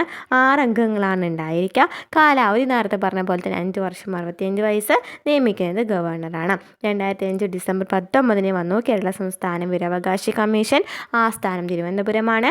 മെമ്പേഴ്സ് 6 കാലാവധി 5 അല്ലെങ്കിൽ 65 ആണ്. നിയമിക്കുന്ന ആരാണ്? ഗവർണറാണ്. ഇനി വിവരാവകാശ നിയമപ്രകാരമാണ് ഇതൊക്കെ വന്നതെന്ന് പറഞ്ഞു അല്ലേ. അപ്പോൾ എന്താണ് വിവരാവകാശ നിയമം എന്ന് പറയുന്നത്? ഇന്ത്യൻ ജനാധിപത്യത്തിൻ്റെ കാവൽനായ, ഇന്ത്യൻ ജനാധിപത്യത്തിൻ്റെ സൂര്യ തേജസ് എന്നൊക്കെ അറിയപ്പെടുന്നത് വിവരാവകാശ നിയമത്തെയാണ് കേട്ടോ. വിവരാവകാശ നിയമത്തെയാണ് ഇന്ത്യൻ ജനാധിപത്യത്തിൻ്റെ കാവൽനായ, ഇന്ത്യൻ ജനാധിപത്യത്തിൻ്റെ സൂര്യ തേജസ് എന്നൊക്കെ അറിയപ്പെടുന്നത്. അതുപോലെ തന്നെ അവകാശത്തിന് മുൻഗാമി ഉണ്ടായിരുന്നു. അതാണ് ഫ്രീഡം ഓഫ് ഇൻഫോർമേഷൻ ആക്ട് എന്ന് പറയുന്നത്. വിവരാവകാശത്തിന് മുൻഗാമിയാണ്. ഇനി വിവരാവകാശ നിയമം പാസ്സാക്കിയ ആദ്യത്തെ രാജ്യം സ്വീഡൻ ആയിരുന്നു. എന്നാൽ ആദ്യത്തെ സംസ്ഥാനം എന്ന് പറയുന്നത് തമിഴ്നാടാണ് കേട്ടോ. 1997-ലാണ് ആദ്യമായിട്ട് വിവരാവകാശ നിയമം പാസ്സാക്കിയത്. ഇനി വിവരാവകാശ പ്രസ്ഥാനം ആദ്യം ആരംഭിച്ച സംസ്ഥാനം എന്ന് പറയുന്നത് രാജസ്ഥാനാണ്. നിയമപ്രകാരമാണ് തമിഴ്നാട്ടിൽ പാസ്സാക്കിയത്. എന്നാൽ ആദ്യമായിട്ട് ആരംഭിച്ചത് എവിടെയായിരുന്നു? രാജസ്ഥാനിലായിരുന്നു. ഇനി വിവരാവകാശ നിയമം പാർലമെൻറ്റ് പാസ്സാക്കിയത് 2005 ജൂൺ 15-നായിരുന്നു. വിവരാവകാശ നിയമം പാർലമെൻറ്റ് പാസ്സാക്കിയത് 2005 ജൂൺ 15-നാണ്. നടപ്പിലാക്കിയത് 2005 ഒക്ടോബർ 12-നായിരുന്നു. അപ്പോൾ ആദ്യം നിയമം പാസ്സാക്കിയത് തമിഴ്നാടായിരുന്നു. എന്നാൽ നിയമപ്രകാരം രാജസ്ഥാനാണ്. ഇനി വിവരാവകാശ നിയമത്തിന് വേണ്ടി പ്രവർത്തിച്ച സംഘടന ഏതാണ്? മസൂർ കിസാൻ ശക്തി സംഘടന അല്ലേ. മസൂർ കിസാൻ ശക്തി സംഘടനയാണ് വിവരാവകാശ നിയമത്തിന് വേണ്ടി പ്രവർത്തിച്ച സംഘടന എന്ന് പറയുന്നത്. സ്ഥാപക അരുണ റായി ആയിരുന്നു കേട്ടോ. ഇനി നമ്മൾ വിവരാവകാശ കമ്മീഷനിൽ എന്തെങ്കിലും പറ്റീഷൻ ഉണ്ടെന്നുണ്ടെങ്കിൽ ആദ്യം തന്നെ നൽകുന്ന ആർക്കാണ്? പബ്ലിക് ഇൻഫോർമേഷൻ ഓഫീസർക്കാണ് 10 രൂപ കൊടുക്കണം കേട്ടോ. BPL ഒഴികെയുള്ള എല്ലാവർക്കും 10 രൂപ കൊടുക്കണം. അതുപോലെ തന്നെ ആദ്യമായിട്ട് നൽകിയത് ഷഹീദ് റാസ ഭർണി പൂനെക്കാണ്. ആദ്യമായിട്ട് വിവരാവകാശ പെറ്റീഷൻ നൽകിയത് ഷഹീദ് റാസ ഭർണിക്കാണ്. സാധാരണ കേസുകളിൽ 30 ദിവസത്തിനുള്ളിലാണ് മറുപടി ലഭിക്കുന്നത് വിവരാവകാശത്തിന് നമ്മൾ അപ്ലൈ ചെയ്തിട്ടുണ്ടെങ്കിൽ. എന്നാൽ ജീവനും വ്യക്തി സ്വാതന്ത്ര്യത്തിനുമായിട്ടുള്ള സംരക്ഷണമാണെന്നുണ്ടെങ്കിൽ 48 മണിക്കൂറിനുള്ളിൽ എന്ത് ലഭിക്കണം? മറുപടി ലഭിക്കണം. അപ്പോൾ 30 ദിവസം അല്ലെങ്കിൽ 48 മണിക്കൂറാണ്. പിന്നെ എന്താ പറയുന്നത്? നമ്മൾ പാർലമെൻറ്റ് പാസ്സാക്കിയത് 2005 ജൂൺ 15-നാണ്. നടപ്പിലാക്കിയത് ഒക്ടോബർ 12-നായിരുന്നു അല്ലേ. പബ്ലിക് ഇൻഫോർമേഷൻ ഓഫീസർക്കാണ് നൽകേണ്ടത്. ആദ്യം സംസ്ഥാനം തമിഴ്നാടാണ്. എന്നാൽ വിവരാവകാശ നിയമപ്രകാരം രാജസ്ഥാനാണെന്ന് പറഞ്ഞു. അതുപോലെ തന്നെ പബ്ലിക് ഇൻഫോർമേഷൻ ഓഫീസർ അപേക്ഷ നിരസിക്കുകയാണെന്നുണ്ടെങ്കിൽ ശിക്ഷ ഉണ്ട് കേട്ടോ. 250 മുതൽ 25,000 രൂപ വരെ പിഴ ഈടാക്കാവുന്നതാണ്. ഇത്രയാണ് വിവരാവകാശ നിയമപ്രകാരം വിവരാവകാശ പ്രസ്ഥാനത്തിനെ കുറിച്ചിട്ട് പറയാനുള്ളത് കേട്ടോ. ഇനി തേർഡ് സ്റ്റേജിൽ വന്ന ക്വസ്റ്റ്യൻസ് നോക്കാം. ഇതിൽ നോക്കി സംസ്ഥാന പുനഃസംഘടനാ കമ്മീഷനിൽ അംഗമായിരുന്ന മലയാളി ആരാണെന്ന് ചോദിച്ചിട്ടുണ്ടല്ലേ. നമുക്കറിയാം സർദാർ KM പണിക്കരായിരുന്നു മലയാളി ആയിട്ടുണ്ടായിരുന്നത്. അതുപോലെ തന്നെ ഫസൽ അലി ആയിരുന്നു അധ്യക്ഷൻ എന്ന് പറയുന്നത്. പിന്നെ HN ഖുസ്രുവും കൂടി ഉണ്ടായിരുന്നു കേട്ടോ. അംഗമായിട്ടുണ്ടായിരുന്ന ആളാണ്. ലോകമെമ്പാടും മനുഷ്യാവകാശ ദിനമായിട്ട് ആചരിക്കുന്ന എന്നാണ് ഡിസംബർ 10-നാണ് അല്ലേ. ലോകമെമ്പാടും മനുഷ്യാവകാശ ദിനമായിട്ട് ആചരിക്കുന്നത് ഡിസംബർ 10-നാണ്. അപ്പോൾ ആ ഒരു ക്വസ്റ്റ്യൻ ഉണ്ടായിരുന്നു. പിന്നെ ഭരണഘടനയുടെ ഭാഗത്ത് നിന്ന് നോക്കി ഭരണഘടനയുടെ എത്രാമത്തെ ഭേദഗതി അനുസരിച്ചാണ് വോട്ടിംഗ് പ്രായം 21-ൽ നിന്നും 18 ആക്കിയത്? 61-ാം ഭേദഗതി പ്രകാരമാണ് അല്ലേ. ഭരണഘടനയുടെ എത്രാമത്തെ ഭേദഗതി അനുസരിച്ചാണ് വോട്ടിംഗ് പ്രായം? അപ്പോൾ ഭേദഗതി പഠിച്ചു വയ്ക്കുക കേട്ടോ. വോട്ടിംഗ് പ്രായം 21-ൽ നിന്ന് 18 ആക്കിയത് 61-ാമത്തെ ഭേദഗതി പ്രകാരമാണ് അല്ലേ. 1989-ലെ 61-ാമത്തെ ഭേദഗതി പ്രകാരമാണ്. നെക്സ്റ്റ് ക്വസ്റ്റ്യൻ നോക്കിയേ. താഴെ പറയുന്നവയിൽ ഇന്ത്യൻ ഭരണഘടനയിൽ നിലവിലുള്ള മൗലിക അവകാശങ്ങളുടെ പട്ടികയിൽ ഉൾപ്പെടാത്തതിൽ നമ്മൾ നേരത്തെ പറഞ്ഞിട്ടുണ്ടായിരുന്നു സ്വകാര്യ സ്വത്തിനുള്ള അവകാശം എന്ന് പറയുന്നത് പാർട്ട് 12 300A നിയമാവകാശമാക്കി മാറ്റി. ഏത് ഭേദഗതി പ്രകാരമായിരുന്നു? 1978-ലെ 44-ാം ഭേദഗതി പ്രകാരമായിരുന്നു. ഇനി നെക്സ്റ്റ് ക്വസ്റ്റ്യൻ നോക്കി, ഇന്ത്യൻ ഭരണഘടനയിൽ മൗലിക കടമകൾ എന്ന ആശയം ഉൾപ്പെടുത്തിയിരിക്കുന്ന ഏത് രാജ്യത്തിൻ്റെ ഭരണഘടനയിൽ നിന്നാണ്? നമ്മൾ നേരത്തെ പറഞ്ഞു, ഏതായിരുന്നു? സോവിയറ്റ് യൂണിയൻ അല്ലേ, റഷ്യയുടെ ഇതിൽ നിന്നാണ് മൗലിക കടമകൾ നമ്മൾ എടുത്തിട്ടുള്ളത്. ഇനി നമുക്ക് ചോദിച്ചിരിക്കുന്നത് നോക്കി, ഇന്ത്യയിലെ മുഖ്യ വിവരാവകാശ കമ്മീഷണറെ നിയമിക്കുന്ന ആരാണ്? മുഖ്യ വിവരാവകാശ കമ്മീഷണർ നിയമിക്കുന്ന നേരത്തെ പറഞ്ഞു, നമ്മുടെ രാഷ്ട്രപതിയാണ് മുഖ്യ വിവരാവകാശ കമ്മീഷണറെ നിയമിക്കുന്നത്. പിന്നെ നോക്കിയ നെക്സ്റ്റ് ക്വസ്റ്റ്യൻ എന്ന് പറയുന്നത്, താഴെ പറയുന്നതിൽ ദേശീയ മനുഷ്യാവകാശ കമ്മീഷനുമായി ബന്ധപ്പെട്ട് ശരിയായ പ്രസ്താവനകൾ ഏതൊക്കെയാണ്? 1993 protection of human right act അനുസരിച്ചാണ് ദേശീയ മനുഷ്യാവകാശ കമ്മീഷൻ നിലവിൽ വന്നത്. ശരിയാണല്ലേ. 3 വർഷം 70 വയസ്സാണ് അല്ലേ ശരിക്കും പറഞ്ഞ കാലാവധി. 3 വർഷം 70 വയസ്സാണ്. അപ്പോൾ അത് രണ്ടാമത്തെ തെറ്റാണ്. ദേശീയ മനുഷ്യാവകാശ കമ്മീഷൻ്റെ ആസ്ഥാനം ന്യൂഡൽഹിയാണ് നമ്മൾ പറഞ്ഞു. അപ്പോൾ മനുഷ്യാവകാശ കമ്മീഷനെ കുറിച്ച് ചോദിച്ചിട്ടുണ്ട്. പിന്നെ നെക്സ്റ്റ് ക്വസ്റ്റ്യൻ നോക്കി, ഇന്ത്യൻ ഭരണഘടനയിലെ ചില വകുപ്പുകളും അവയുടെ ആർട്ടിക്കിൾസും നൽകിയിട്ടുണ്ട്. തൊട്ടുകൂടായ്മ നിർത്തലാക്കൽ ഏതായിരുന്നു പറഞ്ഞത്? നമ്മൾ ആർട്ടിക്കിൾ 17 അല്ലേ പറഞ്ഞത്. ഐത്ത് നിർമ്മാർജ്ജനം, തൊട്ടുകൂടായ്മ നിർത്തലാക്കൽ ആർട്ടിക്കിൾ 17 പറഞ്ഞു. ജീവനെയും വ്യക്തി സ്വാതന്ത്ര്യത്തിൻ്റെയും സംരക്ഷണം ആർട്ടിക്കിൾ 21 പറഞ്ഞു അല്ലേ. ജീവനെയും വ്യക്തി സ്വാതന്ത്ര്യത്തിൻ്റെയും സംരക്ഷണം എന്ന് പറയുന്നത് ആർട്ടിക്കിൾ 21 പറഞ്ഞു. അതുപോലെ തന്നെ വിദ്യാഭ്യാസത്തിനുള്ള അവകാശം ആർട്ടിക്കിൾ 21 വിദ്യാഭ്യാസത്തിനുള്ള അവകാശം. ഇന്ത്യൻ ഭരണഘടനയുടെ ഹൃദയവും ആത്മാവെന്ന് വിശേഷിപ്പിച്ചത് ആർട്ടിക്കിൾ 32 നമ്മൾ നേരത്തെ പറഞ്ഞ കാര്യങ്ങൾ തന്നെയാണോ. നോക്കിയേ നെക്സ്റ്റ് ക്വസ്റ്റ്യൻ, ഇന്ത്യയിൽ ഭാഷാടിസ്ഥാനത്തിൽ സംസ്ഥാനങ്ങൾ രൂപീകരിക്കുന്നതിനായി നിയോഗിക്കപ്പെട്ട സംസ്ഥാന പുനഃസംഘടനാ കമ്മീഷൻ്റെ അധ്യക്ഷനായിരുന്നു? ഫസൽ അലി ആയിരുന്നു അല്ലേ. ഫസൽ അലി ആയിരുന്നു.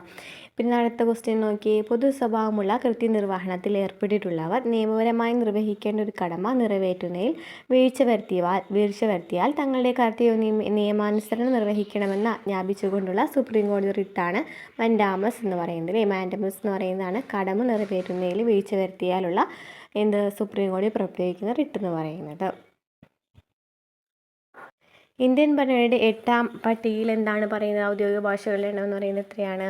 22 ഭാഷകളാണല്ലേ. ഇന്ത്യൻ ഭരണഘടനയുടെ 8ാം പട്ടിക അനുസരിച്ച് ഔദ്യോഗിക ഭാഷകൾ 22. അപ്പോൾ ഇത്രയൊക്കെ ക്വസ്റ്റ്യൻസാണ് എന്തിൽ വന്നിട്ടുള്ളത്? 4ാമത്തെ സ്റ്റേജിൽ ചോദിച്ചിട്ടുള്ളത്. ഭരണഘടനയുമായി ബന്ധപ്പെട്ട് ചോദിച്ചിട്ടുള്ളത് 4ാമത്തെ ക്വസ്റ്റ്യൻ. ഇനി നമുക്ക് ഫസ്റ്റ് സ്റ്റേജിൽ വന്ന കോൺസ്റ്റിറ്റ്യൂഷൻ ഭരണഘടനയുമായി ബന്ധപ്പെട്ടുള്ള ക്വസ്റ്റ്യൻ നോക്കാം. എന്താണ്? മൗലിക ചുമതല വന്നിട്ടുണ്ട് അല്ലേ. നമ്മൾ മൗലിക ചുമതലയെക്കുറിച്ച് പറഞ്ഞല്ലോ. മൗലിക ചുമതല 1950 നിലവിൽ വന്ന ഇന്ത്യൻ ഭരണഘടനയിൽ മൗലിക ചുമതലകളെ കുറിച്ചിട്ട് പരാമർശമില്ലായിരുന്നു. ശരിയാണല്ലേ. 1977 1976 42ാം ഭേദഗതി അനുസരിച്ചാണ് 10 മൗലിക ചുമതലകൾ കൂട്ടിച്ചേർത്തത്. എന്നാൽ 11ാമത്തെ മൗലിക കടമ 21 എന്ന് പറയുന്നത് കൂട്ടിച്ചേർത്ത് 2002 86ാം ഭേദഗതി പ്രകാരമായിരുന്നു. അപ്പോൾ അത് ശരിയാണ്. സർക്കാരി കമ്മീഷനാണല്ലോ അല്ലേ. സ്വരൺ സിംഗ് കമ്മിറ്റിയുടെ ശുപാർശ പ്രകാരമാണ് വന്നത്. 1976 42ാം ഭേദഗതിയിലൂടെയാണ് 10 ചുമതലകൾ കൂട്ടിച്ചേർത്തത്. അപ്പോൾ കിട്ടിയല്ലോ അല്ലേ. ആൻസർ കിട്ടിയല്ലോ. നോക്കി, ദേശീയ മനുഷ്യാവകാശ കമ്മീഷനെ കുറിച്ച് വീണ്ടും ചോദിച്ചിരിക്കുകയാണ്.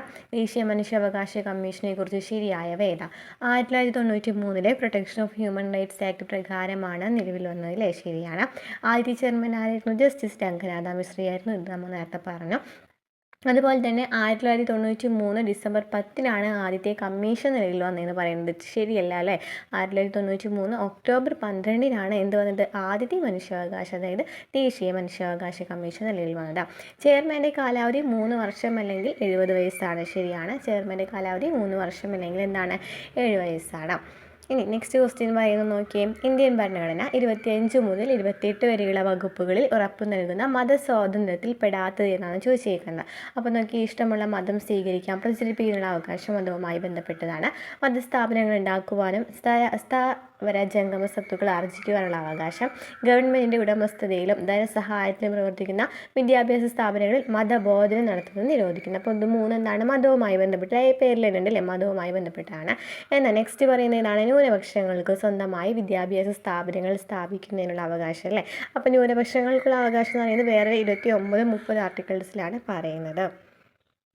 നെക്സ്റ്റ് ക്വസ്റ്റ്യൻ നോക്കി, വിവരാവകാശ കമ്മീഷനുമായി ബന്ധപ്പെട്ട വസ്തുക്കളിൽ ശരിയായവ ഏതാണ്? വിവരാവകാശ പ്രസ്ഥാനത്തിൻ്റെ പ്രവർത്തനങ്ങൾക്ക് തുടക്കം കുറിച്ചത് രാജസ്ഥാനിലാണ്. ശരിയാണ്. മസൂർ കിസാൻ ശക്തി സംഘടനയാണ് നേതൃത്വം നൽകിയത്. ശരിയാണ്. 2005 ഒക്ടോബർ 12 നിലവിൽ വന്നത്. നമ്മൾ നേരത്തെ പറഞ്ഞു അല്ലേ. 324 ഇലക്ഷൻ കമ്മീഷനെ കുറിച്ച് പറയുന്നത്. തെരഞ്ഞെടുപ്പ് കമ്മീഷനെ കുറിച്ച് പറയുന്ന ആർട്ടിക്കിളാണ് 324.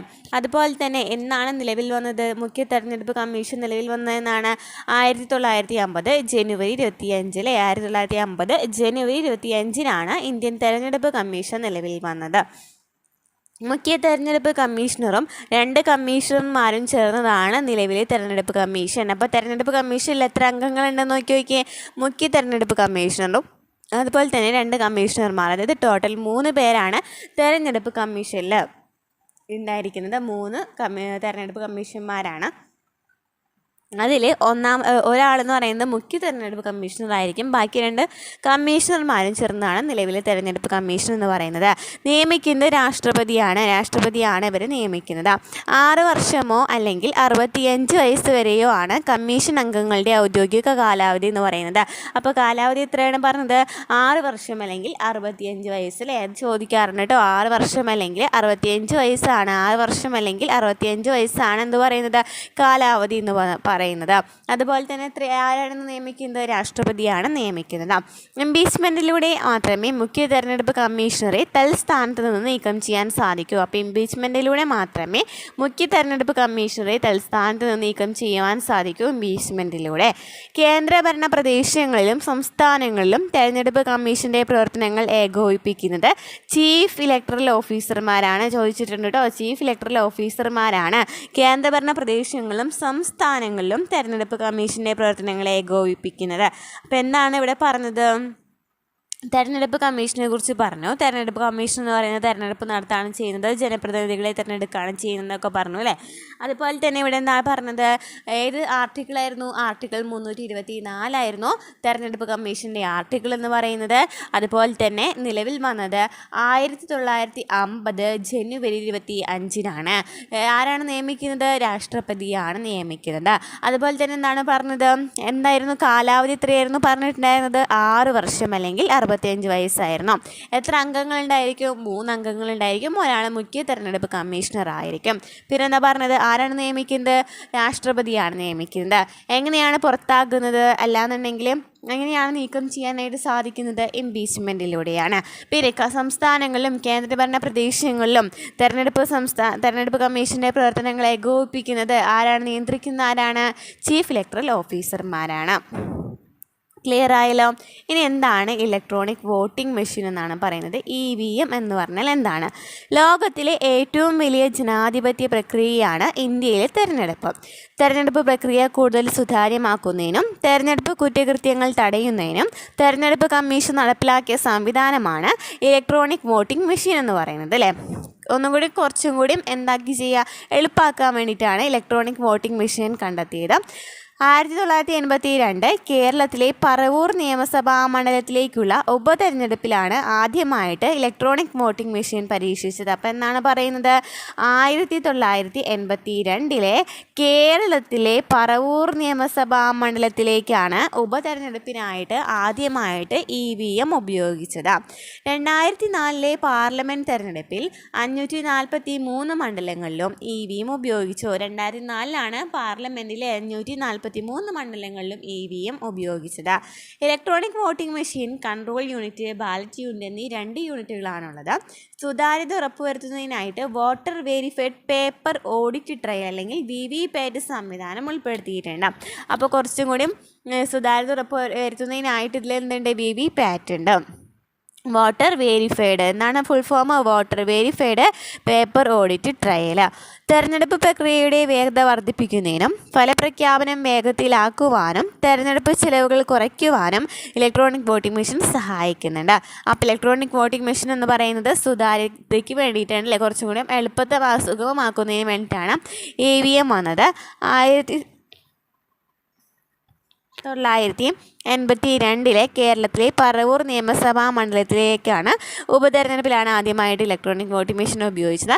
പിന്നീട് പാർലമെൻറ്റിലെ എല്ലാ തെരഞ്ഞെടുപ്പുകളിലും ഉപയോഗിച്ചിട്ടുണ്ട്. പിന്നെ എന്താണ്? വോട്ടർ വെരിഫൈഡ് പേപ്പർ ഓഡിറ്റ് ട്രയലും അതുപോലെ തന്നെ സുതാര്യത ഉറപ്പുവരുത്തിയതിനായിട്ട് ഉറപ്പുവരുത്തിയിട്ടുണ്ട്.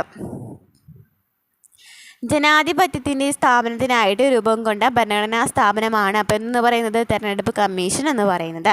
അപ്പോൾ നമ്മൾ പറഞ്ഞു അല്ലേ, ഇവിടെ ഇംപീച്ച്മെൻറ്റിനെ കുറിച്ച് പറഞ്ഞു. അപ്പോൾ എന്താണ് ഇംപീച്ച്മെൻറ്റിലൂടെയാണ് നീക്കം ചെയ്യാനായിട്ട് പറ്റുന്നതെന്ന് പറഞ്ഞു. അപ്പോൾ എന്താണ് ഇംപീച്ച്മെൻറ്റ് എന്ന് പറയുന്നത്? ഭരണഘടനാ പദവികളിൽ ഇരിക്കുന്ന വ്യക്തികളെ പ്രസ്തുത സ്ഥാനങ്ങളിൽ നിന്നും പാർലമെൻ്ററി നടപടിക്രമങ്ങളിലൂടെ പുറത്താക്കുന്ന പ്രക്രിയയാണ് ഇംപീച്ച്മെൻറ്റ് എന്ന് പറയുന്നത്. അപ്പോൾ എന്താ പറഞ്ഞത്? ഭരണഘടനാ പദവികളിൽ ഇരിക്കുന്ന ആൾക്കാരെ പുറത്താക്കുന്നതിന് വേണ്ടി പാർലമെൻ്ററി നടപടിക്രമങ്ങളിലൂടെ പുറത്താക്കുന്ന പ്രക്രിയയാണ് ഇംപീച്ച്മെൻറ്റ് എന്ന് പറയുന്നത്. ഇനി എന്താണ് തെരഞ്ഞെടുപ്പ് കമ്മീഷൻ്റെ ചുമതലകൾ ചോദിച്ചിട്ടുണ്ടല്ലേ? തെരഞ്ഞെടുപ്പ് കമ്മീഷൻ്റെ ചുമതലകൾ സ്റ്റേറ്റ്മെൻ്റ് ആയിട്ട് വന്നിട്ടുണ്ട് കേട്ടോ. അപ്പോൾ തെരഞ്ഞെടുപ്പ് കമ്മീഷൻ്റെ ചുമതലകളാണ് വോട്ടർ പട്ടിക തയ്യാറാക്കൽ, തിരിച്ചറിയൽ കാർഡ് ലഭ്യമാക്കൽ. എന്താണ് വോട്ടർ പട്ടിക തയ്യാറാക്കൽ, തിരിച്ചറിയൽ കാർഡ് ലഭ്യമാക്കൽ. രാഷ്ട്രപതി, ഉപരാഷ്ട്രപതി, ലോകസഭ, രാജ്യസഭ, സംസ്ഥാന നിയമസഭാ അംഗങ്ങൾ എന്നിവരുടെ തെരഞ്ഞെടുപ്പിനുള്ള മേൽനോട്ടം, നടത്തിപ്പ്, നിയന്ത്രണം. രാഷ്ട്രപതി, ഉപരാഷ്ട്രപതി, ലോകസഭ, രാജ്യസഭ, സംസ്ഥാന നിയമസഭാ അംഗങ്ങൾ എന്നിവരുടെ തെരഞ്ഞെടുപ്പിനുള്ള മേൽനോട്ടം, നടത്തിപ്പ്, നിയന്ത്രണം. പെരുമാറ്റച്ചട്ടങ്ങളുടെ പ്രഖ്യാപനവും നടപ്പിലാക്കലും. പെരുമാറ്റച്ചട്ടങ്ങളുടെ പ്രഖ്യാപനവും നടപ്പിലാക്കലും. രാഷ്ട്രീയ പാർട്ടികൾക്ക് അംഗീകാരം നൽകലും ചിഹ്നം അനുവദിക്കലും. രാഷ്ട്രീയ പാർട്ടികൾക്ക് അംഗീകാരം നൽകലും ചിഹ്നം അനുവദിക്കലും. തെരഞ്ഞെടുപ്പ് വിജ്ഞാപനം പുറപ്പെടുവിക്കൽ, നാമനിർദ്ദേശ പത്രിക സ്വീകരിക്കൽ, സൂക്ഷ്മ പരിശോധന, നാമനിർദ്ദേശ പത്രിക അംഗീകരിക്കൽ, സ്ഥാനാർത്ഥി പട്ടിക പ്രസിദ്ധീകരിക്കൽ എന്നിവ. തെരഞ്ഞെടുപ്പ് വിജ്ഞാപനം പുറപ്പെടുവിക്കൽ, നാമനിർദ്ദേശ പത്രിക സ്വീകരിക്കൽ, സൂക്ഷ്മ പരിശോധന, നാമനിർദ്ദേശ പത്രിക അംഗീകരിക്കൽ, സ്ഥാനാർത്ഥി പട്ടിക പ്രസിദ്ധീകരിക്കൽ. വോട്ടെടുപ്പ്, വോട്ടെണ്ണൽ തീയതികൾ നിശ്ചയിക്കൽ, ഫലപ്രഖ്യാപനവും തർക്കങ്ങൾ പരിഹരിക്കലും. വോട്ടെടുപ്പ്, വോട്ടെണ്ണൽ തീയതികൾ നിശ്ചയിക്കൽ, ഫലപ്രഖ്യാപനവും തർക്കങ്ങൾ പരിഹരിക്കലും. തെരഞ്ഞെടുപ്പ് ചെലവ് പരിശോധിക്കലും തുടർ നടപടികൾ സ്വീകരിക്കലും. തെരഞ്ഞെടുപ്പ് ചെലവ് പരിശോധിക്കലും തുടർ നടപടികൾ സ്വീകരിക്കലും. അപ്പോൾ എന്തൊക്കെയാണ് തെരഞ്ഞെടുപ്പ് കമ്മീഷന്റെ ചുമതലകൾ? വോട്ടർ പട്ടിക തയ്യാറാക്കുക, തിരിച്ചറിയൽ കാർഡ് ലഭ്യമാക്കുക, രാഷ്ട്രപതി, ഉപരാഷ്ട്രപതി, ലോകസഭ, രാജ്യസഭ, സംസ്ഥാന നിയമസഭാ അംഗങ്ങൾ എന്നിവരുടെ തെരഞ്ഞെടുപ്പിനുള്ള മേൽനോട്ടം, നടത്തിപ്പ്, നിയന്ത്രണം. പെരുമാറ്റച്ചട്ടങ്ങളുടെ പ്രഖ്യാപനവും നടപ്പിലാക്കലും. രാഷ്ട്രീയ പാർട്ടികൾക്ക് അംഗീകാരം നൽകലും ചിഹ്നം അനുവദിക്കലും. തെരഞ്ഞെടുപ്പ് വിജ്ഞാപനം പുറപ്പെടുവിക്കൽ, നാമനിർദ്ദേശ പത്രിക സ്വീകരിക്കൽ, സൂക്ഷ്മ പരിശോധന, നാമനിർദ്ദേശ പത്രിക അംഗീകരിക്കൽ, സ്ഥാനാർത്ഥി പട്ടിക പ്രസിദ്ധീകരിക്കൽ, വോട്ടെടുപ്പ്, വോട്ടെണ്ണൽ തീയതികൾ നിശ്ചയിക്കൽ, ഫലപ്രഖ്യാപനം, തർക്കങ്ങൾ പരിഹരിക്കൽ, തെരഞ്ഞെടുപ്പ് ചെലവ് പരിശോധിക്കൽ, തുടർ നടപടികൾ സ്വീകരിക്കൽ എന്നിവയൊക്കെയാണ് തെരഞ്ഞെടുപ്പ് കമ്മീഷന്റെ ചുമതലകൾ എന്ന് പറയുന്നത്. തെരഞ്ഞെടുപ്പ് കമ്മീഷന്റെ ചുമതലകൾ, ഉത്തരവാദിത്യങ്ങൾ തുടങ്ങിയവ നിർവചിക്കുന്നതിനും വിപുലവും സങ്കീർണവുമായ തെരഞ്ഞെടുപ്പ് സംവിധാനം കാര്യക്ഷമവും ബഹുജന പങ്കാളിത്തവുമുള്ളതാക്കി മാറ്റുന്നതിനും സുസംഘടിതമായ നിയമങ്ങളാണ് നമ്മുടെ രാജ്യത്തുള്ളത്. 1950ലെയും 51ലെയും ജനപ്രാതിനിധ്യ നിയമങ്ങൾ ഈ ധർമ്മങ്ങളാണ് നിർവഹിക്കുന്നത്. ഇന്ത്യൻ ഭരണഘടനയിലെ 327 വകുപ്പ് അനുസരിച്ചാണ് ഈ നിയമങ്ങൾ പാർലമെൻറ്റ് പാസ്സാക്കിയിട്ടുള്ളത്. 327 വകുപ്പ് അനുസരിച്ചിട്ടാണ് എന്ത് പറയുന്നത്? സുസംഘടിതമായിട്ടുള്ള കുറച്ച് നിയമങ്ങളുണ്ട് നമ്മുടെ രാജ്യത്ത്. അപ്പോൾ അതിനൊക്കെ വേണ്ടിയിട്ട് എന്താണ് പറഞ്ഞത്? തെരഞ്ഞെടുപ്പ് കമ്മീഷൻ്റെ ചുമതലകൾ, ഉത്തരവാദിത്തങ്ങൾ തുടങ്ങിയവ നിർവചിക്കുന്നതിനും വിപുലമായ സങ്കീർണവുമായ തെരഞ്ഞെടുപ്പ് സംവിധാനം കാര്യക്ഷമവും ബഹുജന പങ്കാളിത്തവുമാക്കി മാറ്റുന്നതിനും സുസംഘടിതമായ നിയമങ്ങളുണ്ട്. ഈ നിയമങ്ങൾ എന്ന് പറയുന്നത് 1950ലെയും 1951ലെയും ജനപ്രാതിനിധ്യ നിയമങ്ങളാണ് ഈ ധർമ്മങ്ങൾ നിർവഹിക്കുന്നത്. അപ്പോൾ തെരഞ്ഞെടുപ്പ് കമ്മീഷൻ്റെ ചുമതലകളും ഉത്തരവാദിത്തങ്ങളൊക്കെ നിർവഹിക്കുന്നതിനായിട്ട് എന്ത് വന്നിട്ടുണ്ട്? ജനപ്രാതിനിധ്യ നിയമങ്ങൾ വന്നിട്ടുണ്ട്. അതെന്നായിരുന്നു? 1950ലും 51ലായിരുന്നു വന്നിട്ടുണ്ടായിരുന്നത്. ഏത് വകുപ്പ് അനുസരിച്ചായിരുന്നു? ആർട്ടിക്കിൾ 327 വകുപ്പ് അനുസരിച്ചിട്ടായിരുന്നു. തെരഞ്ഞെടുപ്പ് പ്രക്രിയ വിശദമായി തന്നെ ഈ നിയമങ്ങളിൽ വ്യക്തമാക്കിയിട്ടുണ്ട്. നാമനിർദ്ദേശ പത്രിക സ്വീകരിക്കുന്നത് മുതൽ ഫലപ്രഖ്യാപനം വരെയുള്ള എല്ലാ ഘട്ടങ്ങളും ഇതിൽ വ്യവസ്ഥ ചെയ്യുന്നു. അപ്പോൾ എന്തൊക്കെയാണ് നിയമങ്ങളെന്നാണ് നമ്മൾ നോക്കാൻ പോകുന്നത്. ജനപ്രാതിനിധ്യ നിയമങ്ങളിൽ എന്ത് പറയുന്നുണ്ട്? തെരഞ്ഞെടുപ്പ് കമ്മീഷൻ്റെ ചുമതലകളും ഉത്തരവാദിത്തങ്ങളും ഒക്കെ പറയുന്നുണ്ട് അല്ലേ? ആർട്ടിക്കിൾ 327 ആയിരുന്നു പറഞ്ഞത്. അപ്പോൾ എന്താണ് ജനപ്രാതിനിധ്യ നിയമം എന്ന് പറയുന്നത്? 1950ലാണ് വന്നതെന്ന് പറഞ്ഞു. ജനപ്രാതിനിധ്യ നിയമം 1950. പാർലമെൻറ്റിലെയും സംസ്ഥാന നിയമസഭകളിലെയും തെരഞ്ഞെടുപ്പുകളിലേക്കുള്ള നിയോജക മണ്ഡലങ്ങൾ നിശ്ചയിക്കുന്നതിനും അവയുടെ അതിർത്തി പുനർനിർണ്ണയിക്കുന്നതിനും വോട്ടർ പട്ടിക തയ്യാറാക്കുന്നതിനുമുള്ള വ്യവസ്ഥകൾ ക്രോഡീകരിക്കുന്ന നിയമമാണ് 1950 ജനപ്രാതിനിധ്യ നിയമം എന്ന് പറയുന്നത്. അപ്പോൾ എന്തായിരുന്നു 1950 ജനപ്രാതിനിധ്യ നിയമത്തിൽ പറയുന്നത്? പാർലമെൻറ്റിലെയും സംസ്ഥാന നിയമസഭകളിലെയും തെരഞ്ഞെടുപ്പുകളിലേക്കുള്ള നിയോജക മണ്ഡലങ്ങൾ നിശ്ചയിക്കുന്നതിനും അവയുടെ അതിർത്തി പുനർനിർണ്ണയിക്കുന്നതിനും വോട്ടർ പട്ടിക തയ്യാറാക്കുന്നതിനുമുള്ള വ്യവസ്ഥകൾ ക്രോഡീകരിക്കുന്ന നിയമമാണ് 1950 ജനപ്രാതിനിധ്യ നിയമം എന്ന് പറയുന്നത്. എല്ലാ പാർലമെൻറ്റ് മണ്ഡലങ്ങളിലും ഏകാംഗ മണ്ഡലങ്ങളാണെന്ന് ഈ നിയമം അനുശാസിക്കുന്നു. നിയോജക മണ്ഡലങ്ങളുടെ വിഭജനം, പുനർനിർണ്ണയം, മുഖ്യ തെരഞ്ഞെടുപ്പ് ഓഫീസർ, ജില്ലാ തെരഞ്ഞെടുപ്പ് ഓഫീസർമാർ, വോട്ടർ പട്ടിക തയ്യാറാക്കുന്നതിനുള്ള ഇലക്ടറൽ രജിസ്ട്രേഷൻ ഓഫീസർമാർ എന്നിവരുടെ നിയമനം, വോട്ടർ പട്ടിക തയ്യാറാക്കൽ തുടങ്ങിയ കാര്യങ്ങൾ ഈ നിയമം വ്യവസ്ഥ ചെയ്യുന്നു. അപ്പോൾ ഈ നിയമത്തിൽ എന്തൊക്കെയാണ് പറയുന്നത്? നിയോജക മണ്ഡലങ്ങളുടെ വിഭജനം, പുനർനിർണ്ണയം, മുഖ്യ തെരഞ്ഞെടുപ്പ് ഓഫീസർ, ജില്ലാ ഓഫീസർമാർ, വോട്ടർ പട്ടിക തയ്യാറാക്കുന്നതിനുള്ള രജിസ്ട്രേഷൻ ഓഫീസർമാർ, വോട്ടർ പട്ടിക തയ്യാറാക്കൽ എന്നിവയൊക്കെ ഈ നിയമത്തിൽ വ്യവസ്ഥ ചെയ്യുന്നുണ്ട്. ഇനി എന്താണ് ദേശീയ സമ്മതിദായക ദിനം എന്ന് പറയുന്നത്? എന്താണ് ദേശീയ സമ്മതിദായക ദിനം എന്ന് പറയുന്നത്? നാഷണൽ വോട്ടേഴ്സ് ഡേ എന്ന് പറയുന്നത് ജനുവരി 25 അല്ലേ? ജനുവരി 25 ദേശീയ സമ്മതിദായക ദിനമായി ആചരിക്കുന്നത്. 2011 മുതലാണ് ഈ ദിനം ആചരിച്ചു തുടങ്ങിയത്. 1950 ജനുവരി 25 തെരഞ്ഞെടുപ്പ് കമ്മീഷൻ നിലവിൽ വന്നത്. അപ്പോൾ ആ സ്ഥാപക ദിനം എന്ന് പറയുന്നത് ജനുവരി 25 വരേണ്ടത്. രാജ്യത്തെ എല്ലാ വോട്ടർമാരെയും തെരഞ്ഞെടുപ്പ് പ്രക്രിയയിൽ സജീവ പങ്കാളിയാക്കുന്നതിനും സമ്മതിദാനാവകാശം വിനിയോഗിക്കുന്നത് പ്രോത്സാഹിപ്പിക്കുന്നതിനുമായാണ് ദേശീയ സമ്മതിദായക ദിനം ആചരിക്കുന്നത്. അപ്പോൾ എന്തായിരുന്നു 1950 ജനുവരി 25 തെരഞ്ഞെടുപ്പ് കമ്മീഷൻ നിലയിൽ വന്നത്. അപ്പോൾ ആ ജനുവരി 25 സമ്മതിദായക ദിനം എന്ന് പറയുന്നത്. അപ്പോൾ നമ്മൾ പറഞ്ഞു ജനപ്രാതിനിധ്യ നിയമം 1950 എന്ന് പറഞ്ഞു അല്ലേ.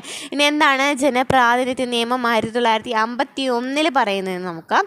ഇന്ത്യൻ പാർലമെൻറ്റിലേക്കും സംസ്ഥാന നിയമസഭകളിലേക്കും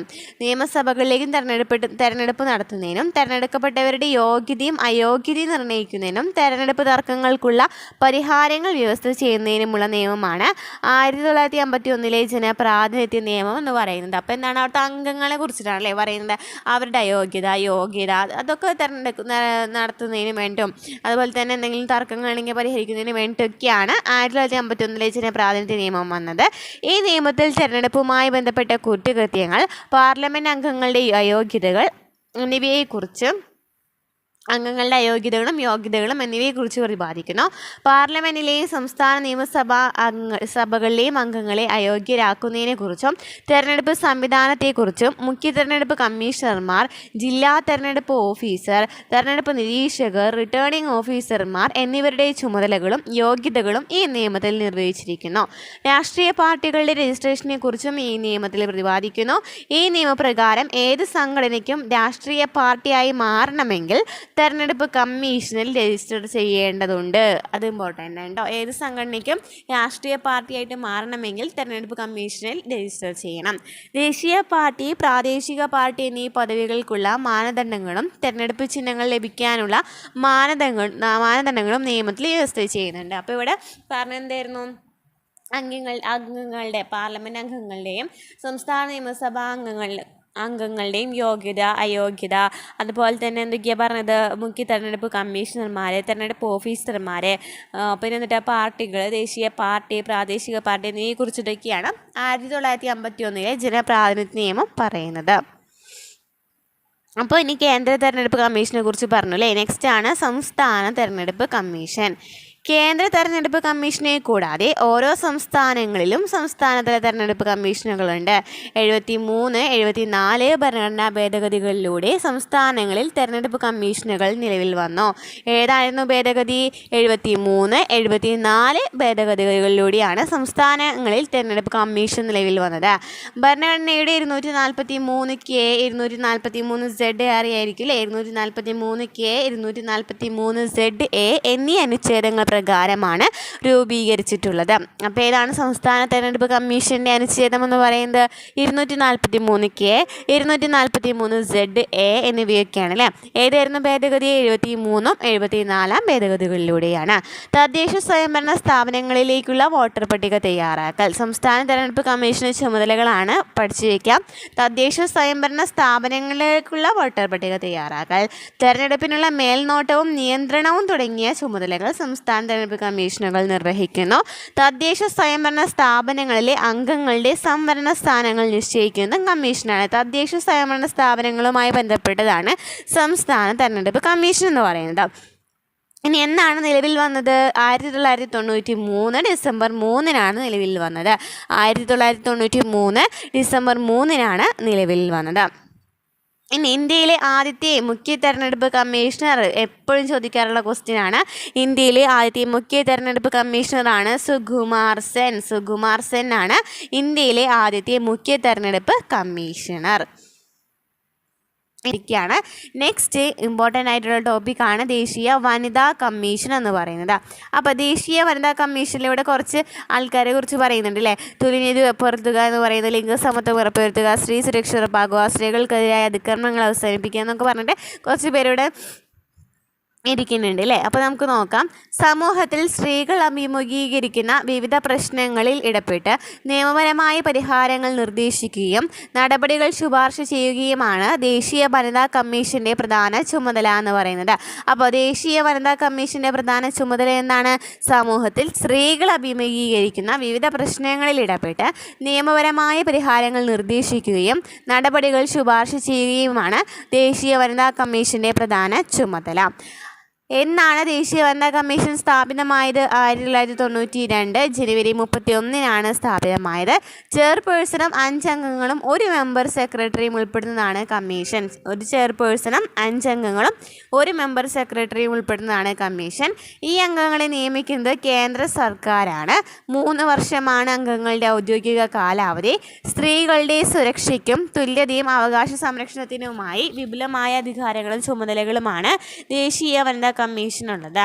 അപ്പോൾ ഇവിടെ എന്താണ് ഇമ്പോർട്ടൻ്റ് ആയിട്ട് പറഞ്ഞത്? ദേശീയ വനിതാ കമ്മീഷൻ എന്ന് പറയുന്നത് സ്ത്രീകൾക്ക് വേണ്ടിയിട്ടാണെന്ന് പറഞ്ഞു. നിലവിൽ വന്നത് 1992 ജനുവരി 31-നാണ് നിലവിൽ വന്നത്. അതുപോലെ തന്നെ പിന്നെ എന്താണ് പറഞ്ഞത്? ചെയർപേഴ്സണും 5 അംഗങ്ങളും 1 മെമ്പർ സെക്രട്ടറിയാണ് കമ്മീഷനിൽ ഉണ്ടായിരിക്കുന്നത്. ഈ അംഗങ്ങളെ നിയമിക്കുന്ന ആരാണ്? കേന്ദ്ര സർക്കാരാണ്. കാലാവധി എന്ന് പറയുന്നത് 3 വർഷമാണ്. അപ്പോൾ അന്താരാഷ്ട്ര വനിതാ ദിനം, ഇൻ്റർനാഷണൽ വുമൺസ് ഡേ എന്ന് പറയുന്നത് എന്നാണ്? മാർച്ച് 8-നാണ് അന്താരാഷ്ട്ര വനിതാ ദിനം എന്ന് പറയുന്നത്. സ്ത്രീകളുടെ അവകാശങ്ങൾ സംരക്ഷിക്കുക, സ്ത്രീകൾക്കെതിരായ ആക്രമണങ്ങളും വിവേചനങ്ങളും തടയുക, സാമൂഹിക മുന്നേറ്റത്തിൽ സ്ത്രീകളുടെ പങ്കാളിത്തം ഉറപ്പുവരുത്തുക തുടങ്ങിയ ഉദ്ദേശ ലക്ഷ്യങ്ങളോടെയാണ് അന്താരാഷ്ട്ര വനിതാ ദിനം ആചരിക്കുന്നത്. മാർച്ച് 8-നാണ് അന്താരാഷ്ട്ര വനിതാ ദിനം എന്ന് പറയുന്നത്. സ്ത്രീകൾക്കെതിരായ അതിക്രമങ്ങൾ തടയുക, രാഷ്ട്രീയ സാമൂഹിക സാമ്പത്തിക രംഗങ്ങളിൽ എല്ലാത്തര വിവേചനങ്ങൾക്കും അതീതമായി സ്ത്രീകളുടെ ശാക്തീകരണം ഉറപ്പുവരുത്തുക തുടങ്ങിയവ ഈ ദിനാചരണത്തിലൂടെ ഐക്യരാഷ്ട്ര സംഘടന ലക്ഷ്യം വയ്ക്കുന്നു. അപ്പോൾ മാർച്ച് 8-നാണ് അന്താരാഷ്ട്ര വനിതാ ദിനം എന്ന് പറയുന്നത്. ദേശീയ വനിതാ കമ്മീഷൻ ആസ്ഥാനം എവിടെയാണ്? ന്യൂഡൽഹിയാണ് കേട്ടോ. ദേശീയ വനിതാ കമ്മീഷൻ്റെ ആസ്ഥാനം എന്ന് പറയുന്നത് ന്യൂഡൽഹിയാണ്. ഇനി എന്താണ് സംസ്ഥാന വനിതാ കമ്മീഷൻ എന്ന് പറയുന്നത്? സംസ്ഥാന വനിതാ കമ്മീഷൻ എന്നാണ് വന്നത്?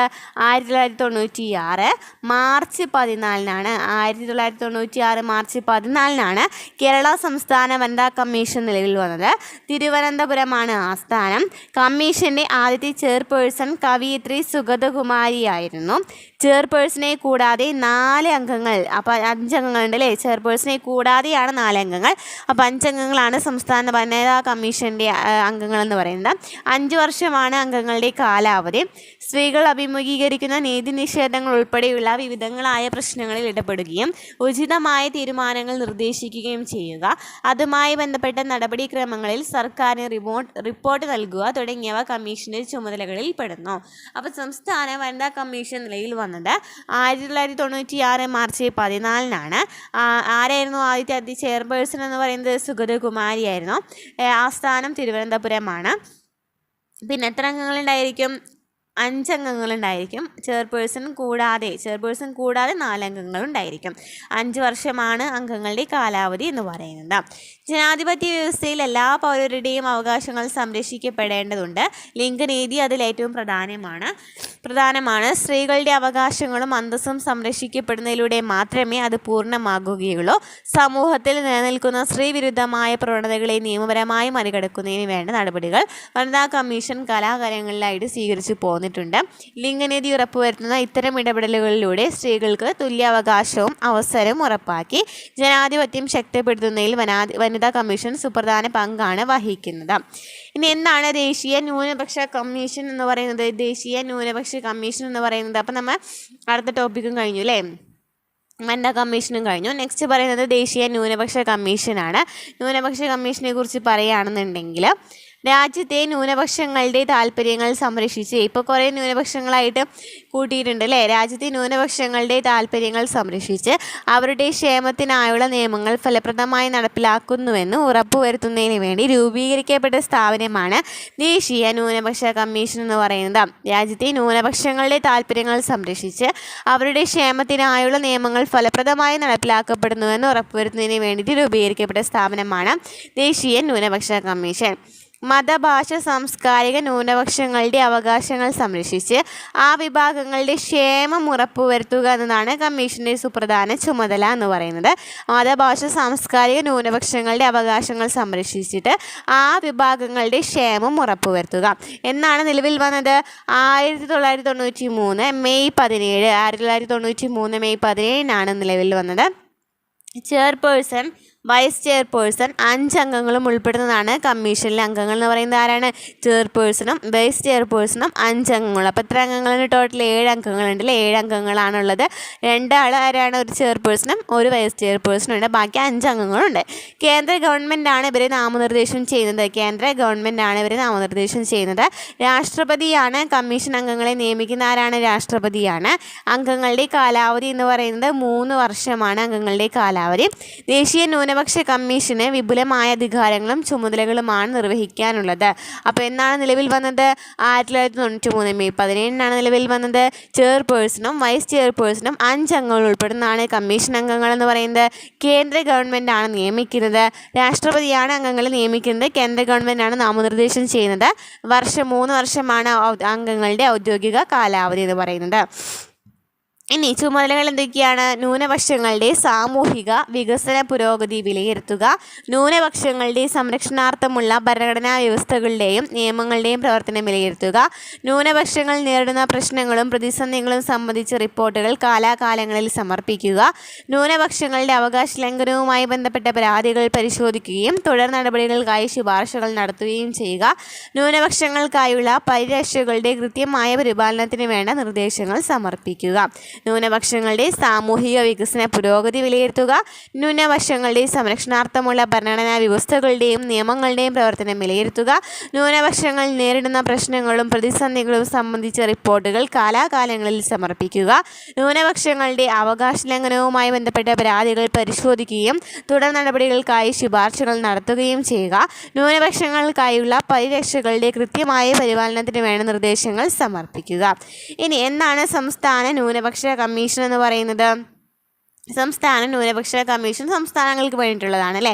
എന്നാണ് നിലവിൽ വന്നത്? 2013 കേട്ടോ. 2013 കേരള സംസ്ഥാന ന്യൂനപക്ഷ കമ്മീഷൻ നിലവിൽ വന്നത്.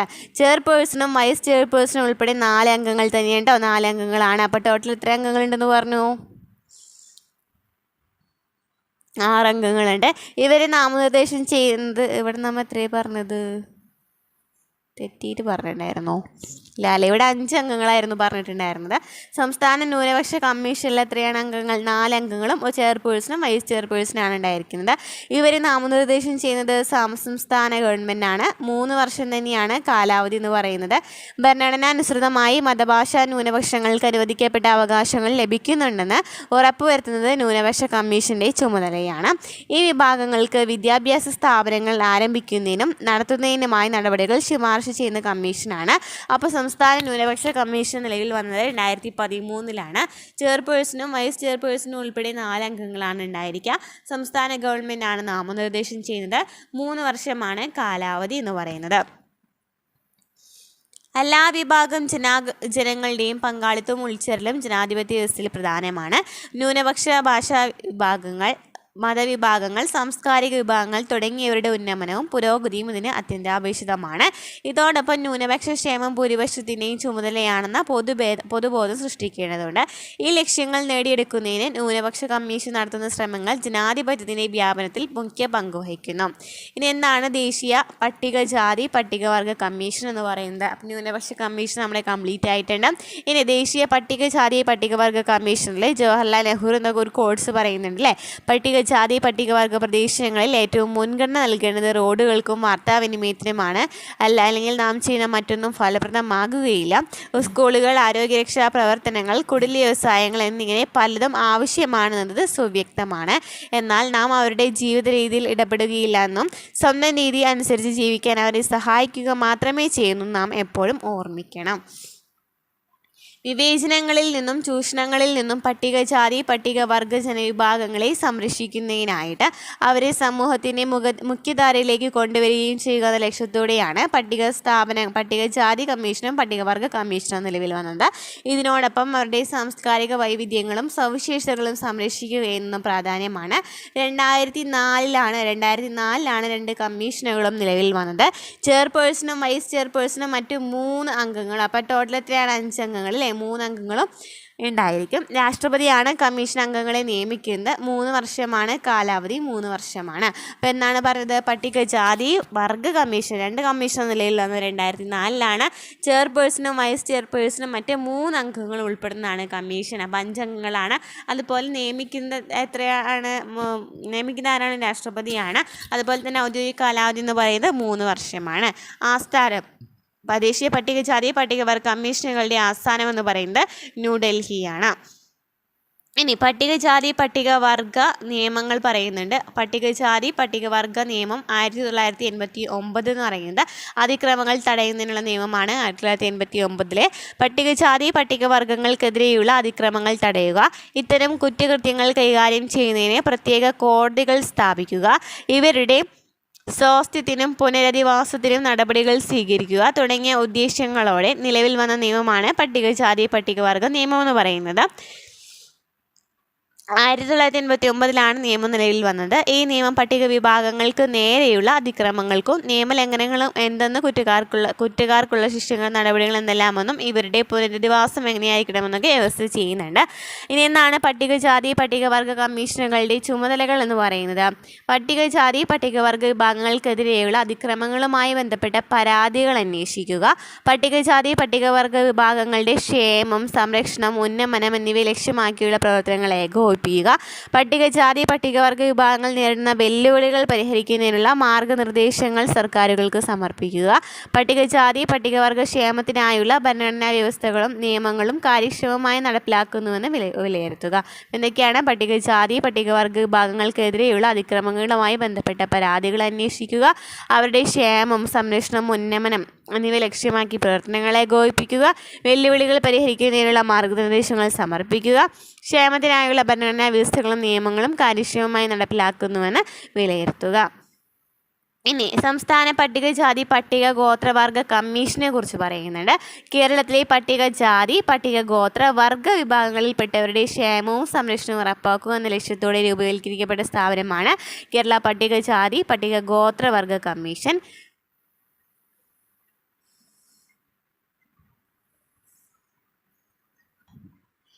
ചെയർപേഴ്സണും മറ്റു 2 അംഗങ്ങളും ഉൾപ്പെടുന്നതാണ് കമ്മീഷൻ. ഗവർണറാണ് ഇവരെ നിയമിക്കുന്നത്. 3 വർഷമാണ് കാലാവധി.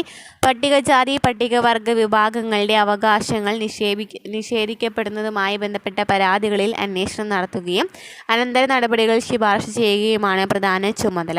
കൂടാതെ പ്രസ്തുത വിഭാഗങ്ങളുടെ സാമൂഹിക സാമ്പത്തിക സ്ഥിതി വിലയിരുത്തുന്നതിനും പുരോഗതി ഉറപ്പാക്കുന്നതിനൊക്കെ കമ്മീഷൻ്റെ ചുമതലകളിൽ ഉൾപ്പെടുന്നുണ്ട്. അപ്പോൾ ഇവിടെ പറഞ്ഞത് പട്ടികജാതി പട്ടിക ഗോത്രവർഗ കമ്മീഷനാണ്. ചെയർപേഴ്സണും മറ്റു 2 അംഗങ്ങളും ഉൾപ്പെടുന്നത് അല്ലേ. 3 അംഗങ്ങളിൽ. അപ്പോൾ 3 അംഗങ്ങൾ ഉൾപ്പെടുന്നതാണ് കമ്മീഷൻ. ഗവർണറാണ് നിയമിക്കുന്നത്. 3 വർഷമാണ് കാലാവധി.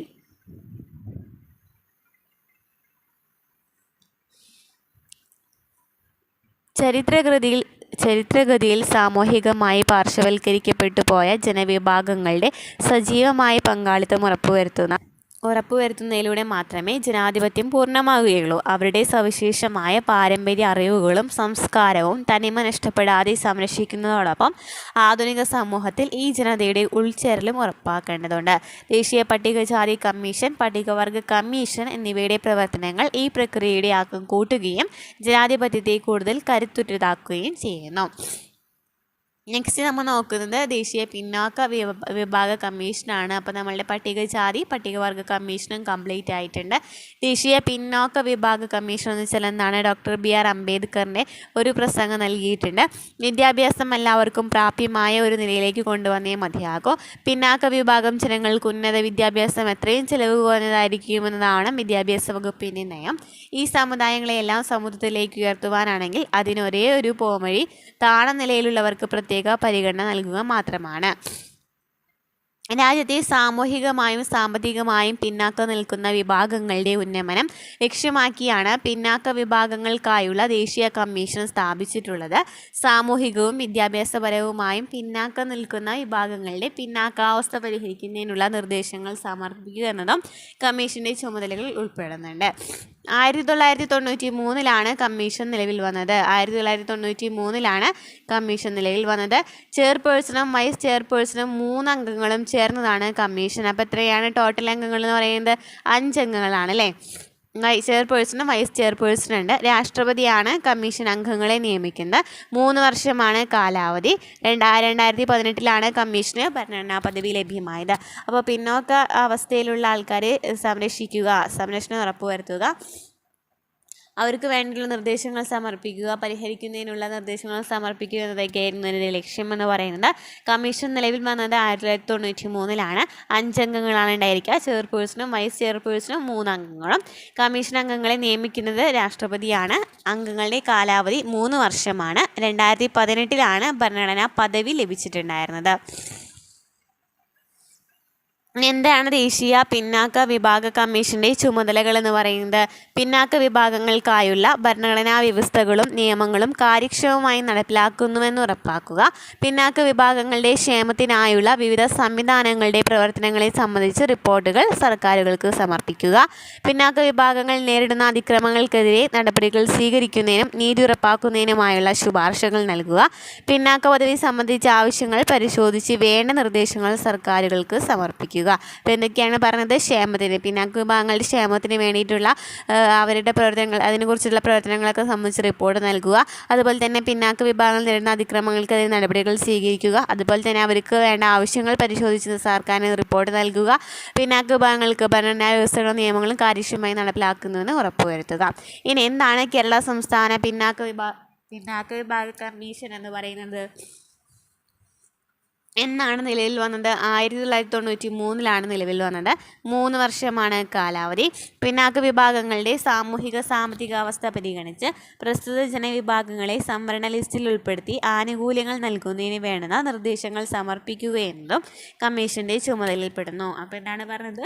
1993 നിലവിൽ വന്നത്. 3 വർഷമാണ് കാലാവധി. അപ്പോൾ ഇത്രയൊക്കെയാണ് ഈ ചാപ്റ്ററിൽ പറയുന്നത്. ഇനി ജനാധിപത്യത്തിൻ്റെ വ്യാപനം, സ്ഥാപനങ്ങളുടെ പങ്കെന്ന് പറഞ്ഞിട്ട് ഒരു UPSCനെ കുറിച്ചിട്ടും അതുപോലെ തന്നെ ദേശീയ ബാലാവകാശ സംരക്ഷണ കമ്മീഷനെ കുറിച്ചിട്ട് പറയുന്നുണ്ട്. അതുകൂടിയും കഴിഞ്ഞാൽ ഈ ചാപ്റ്റർ തീരുണ്ടോ. അപ്പോൾ ജനാധിപത്യത്തിൻ്റെ വ്യാപനം, സ്ഥാപനങ്ങളുടെ പങ്ക്, അതായത് നമ്മൾ സ്ഥാപനങ്ങളെ കുറിച്ചിട്ട് പറഞ്ഞല്ലേ. അപ്പോൾ അത് വിശാലമായ ഭൂവിസ്തൃതിയും ഉയർന്ന ജനസംഖ്യയും സാംസ്കാരിക വൈവിധ്യങ്ങളുമുള്ള നമ്മുടെ രാജ്യത്തെ വിവിധ ജനവിഭാഗങ്ങളുടെ സാമൂഹിക സാമ്പത്തിക പിന്നാക്കാവസ്ഥ പരിഹരിക്കേണ്ടത് അനിവാര്യമാണ്. ഭരണഘടന വിഭാവനം ചെയ്യുന്ന അവസര സമത്വവും സാമൂഹിക നീതിയും പങ്കാളിത്തമൊക്കെ ഉറപ്പുവരുത്തണമെന്നൊക്കെ ജസ്റ്റ് വായിച്ചു പോകാവുന്നുള്ളൂ. എന്താണ് യൂണിയൻ പബ്ലിക് സർവീസ് കമ്മീഷൻ അല്ലെങ്കിൽ UPSC എന്ന് പറയുന്നത്? UPSC വന്നതെന്നാണ് നോക്കാം. ഭാരത സർക്കാർ നിയമനങ്ങൾക്കായി സ്ഥാപിതമായ ഭരണഘടനാ സ്ഥാപനമാണ് യൂണിയൻ പബ്ലിക് സർവീസ് കമ്മീഷൻ അല്ലെങ്കിൽ UPSC എന്ന് പറയുന്നത്. ഇന്ത്യൻ ഭരണഘടനയുടെ അനുച്ഛേദം 320 പ്രകാരമാണ് കമ്മീഷൻ നിലവിൽ വന്നിട്ടുള്ളത്. ചെയർപേഴ്സണും 10 അംഗങ്ങളുമാണ് കമ്മീഷനിലുള്ളത്.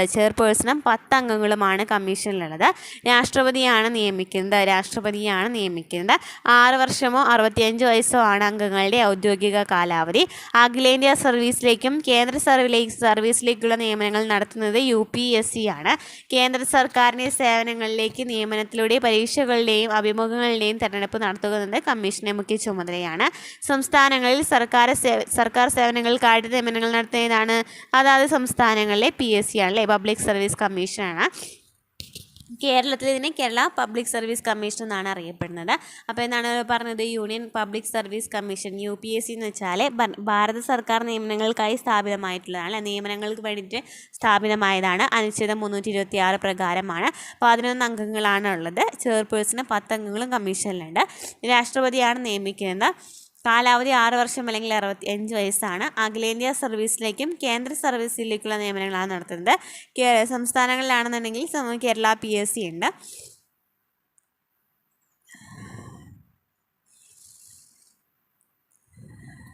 പിന്നെ നമ്മൾ പറഞ്ഞ കമ്മീഷൻസിനെ കുറിച്ചിട്ട് ചെറിയൊരു ബ്രീഫ് എല്ലാത്തിനും കുറിച്ചൊരു ചെറിയൊരു ഭാഗം നൽകിയിട്ടുണ്ട്. അതിനെ പങ്കും തൊട്ടൊക്കെയാണ് പറഞ്ഞിട്ടുള്ളത്. എന്നാണ് ദേശീയ ബാലാവകാശ സംരക്ഷണ കമ്മീഷൻ എന്ന് പറയുന്നത്? കുട്ടികളുടെ അവകാശങ്ങൾ സംരക്ഷിക്കുക എന്ന ലക്ഷ്യത്തോടെ സ്ഥാപിക്കപ്പെട്ട കമ്മീഷനാണ് ദേശീയ ബാലാവകാശ സംരക്ഷണ കമ്മീഷൻ എന്ന് പറയുന്നത്. വനിതാ ശിശു വികസന മന്ത്രാലയത്തിന് കീഴിലാണ് കമ്മീഷൻ പ്രവർത്തിക്കുന്നത്. 2007 മാർച്ച് 5-നാണ് കമ്മീഷൻ നിലവിൽ വന്നത്. ഒരു ചെയർപേഴ്സണും 6 അംഗങ്ങളും 7 അംഗങ്ങളിൽ അപ്പോൾ ഒരു ചെയർപേഴ്സണും 6 അംഗങ്ങളുമാണ് കമ്മീഷനിലുള്ളത്. കുട്ടികളുടെ വിദ്യാഭ്യാസം, ആരോഗ്യം, പരിചരണം, ക്ഷേമം, നീതി തുടങ്ങിയവ കമ്മീഷൻ്റെ ലക്ഷ്യങ്ങളാണ്. കേരളത്തിൽ കുട്ടികളുടെ അവകാശ സംരക്ഷണത്തിനായിട്ട് കേരള സംസ്ഥാന ബാലാവകാശ കമ്മീഷൻ പ്രവർത്തിച്ചു വരണം. അപ്പോൾ എന്തൊക്കെയാണ് പറഞ്ഞത്? 2007 മാർച്ച് 5-നാണ് നിലവിൽ വന്നത്. ഒരു ചെയർപേഴ്സണും 6 അംഗങ്ങളുമാണ് കമ്മീഷനിലുള്ളത് അല്ലേ. കുട്ടികളുടെ വിദ്യാഭ്യാസം, ആരോഗ്യം, പരിചരണം, ക്ഷേമം, നീതി തുടങ്ങിയവയാണ് കമ്മീഷൻ്റെ ലക്ഷ്യങ്ങൾ എന്ന് പറയുന്നത്. ഇത്രയൊക്കെയാണ് ഈ ചാപ്റ്ററിൽ പറയുന്നത്. നമ്മുടെ ക്ലാസ്സുകൾ ഇഷ്ടമാണെന്നുണ്ടെങ്കിൽ നമ്മളെ സബ്സ്ക്രൈബ് ചെയ്യുക, സപ്പോർട്ട് ചെയ്യുക, ലൈക്ക് ചെയ്യുക. അടുത്ത ക്ലാസ്സുമായിട്ട് വീണ്ടും കാണാം കേട്ടോ.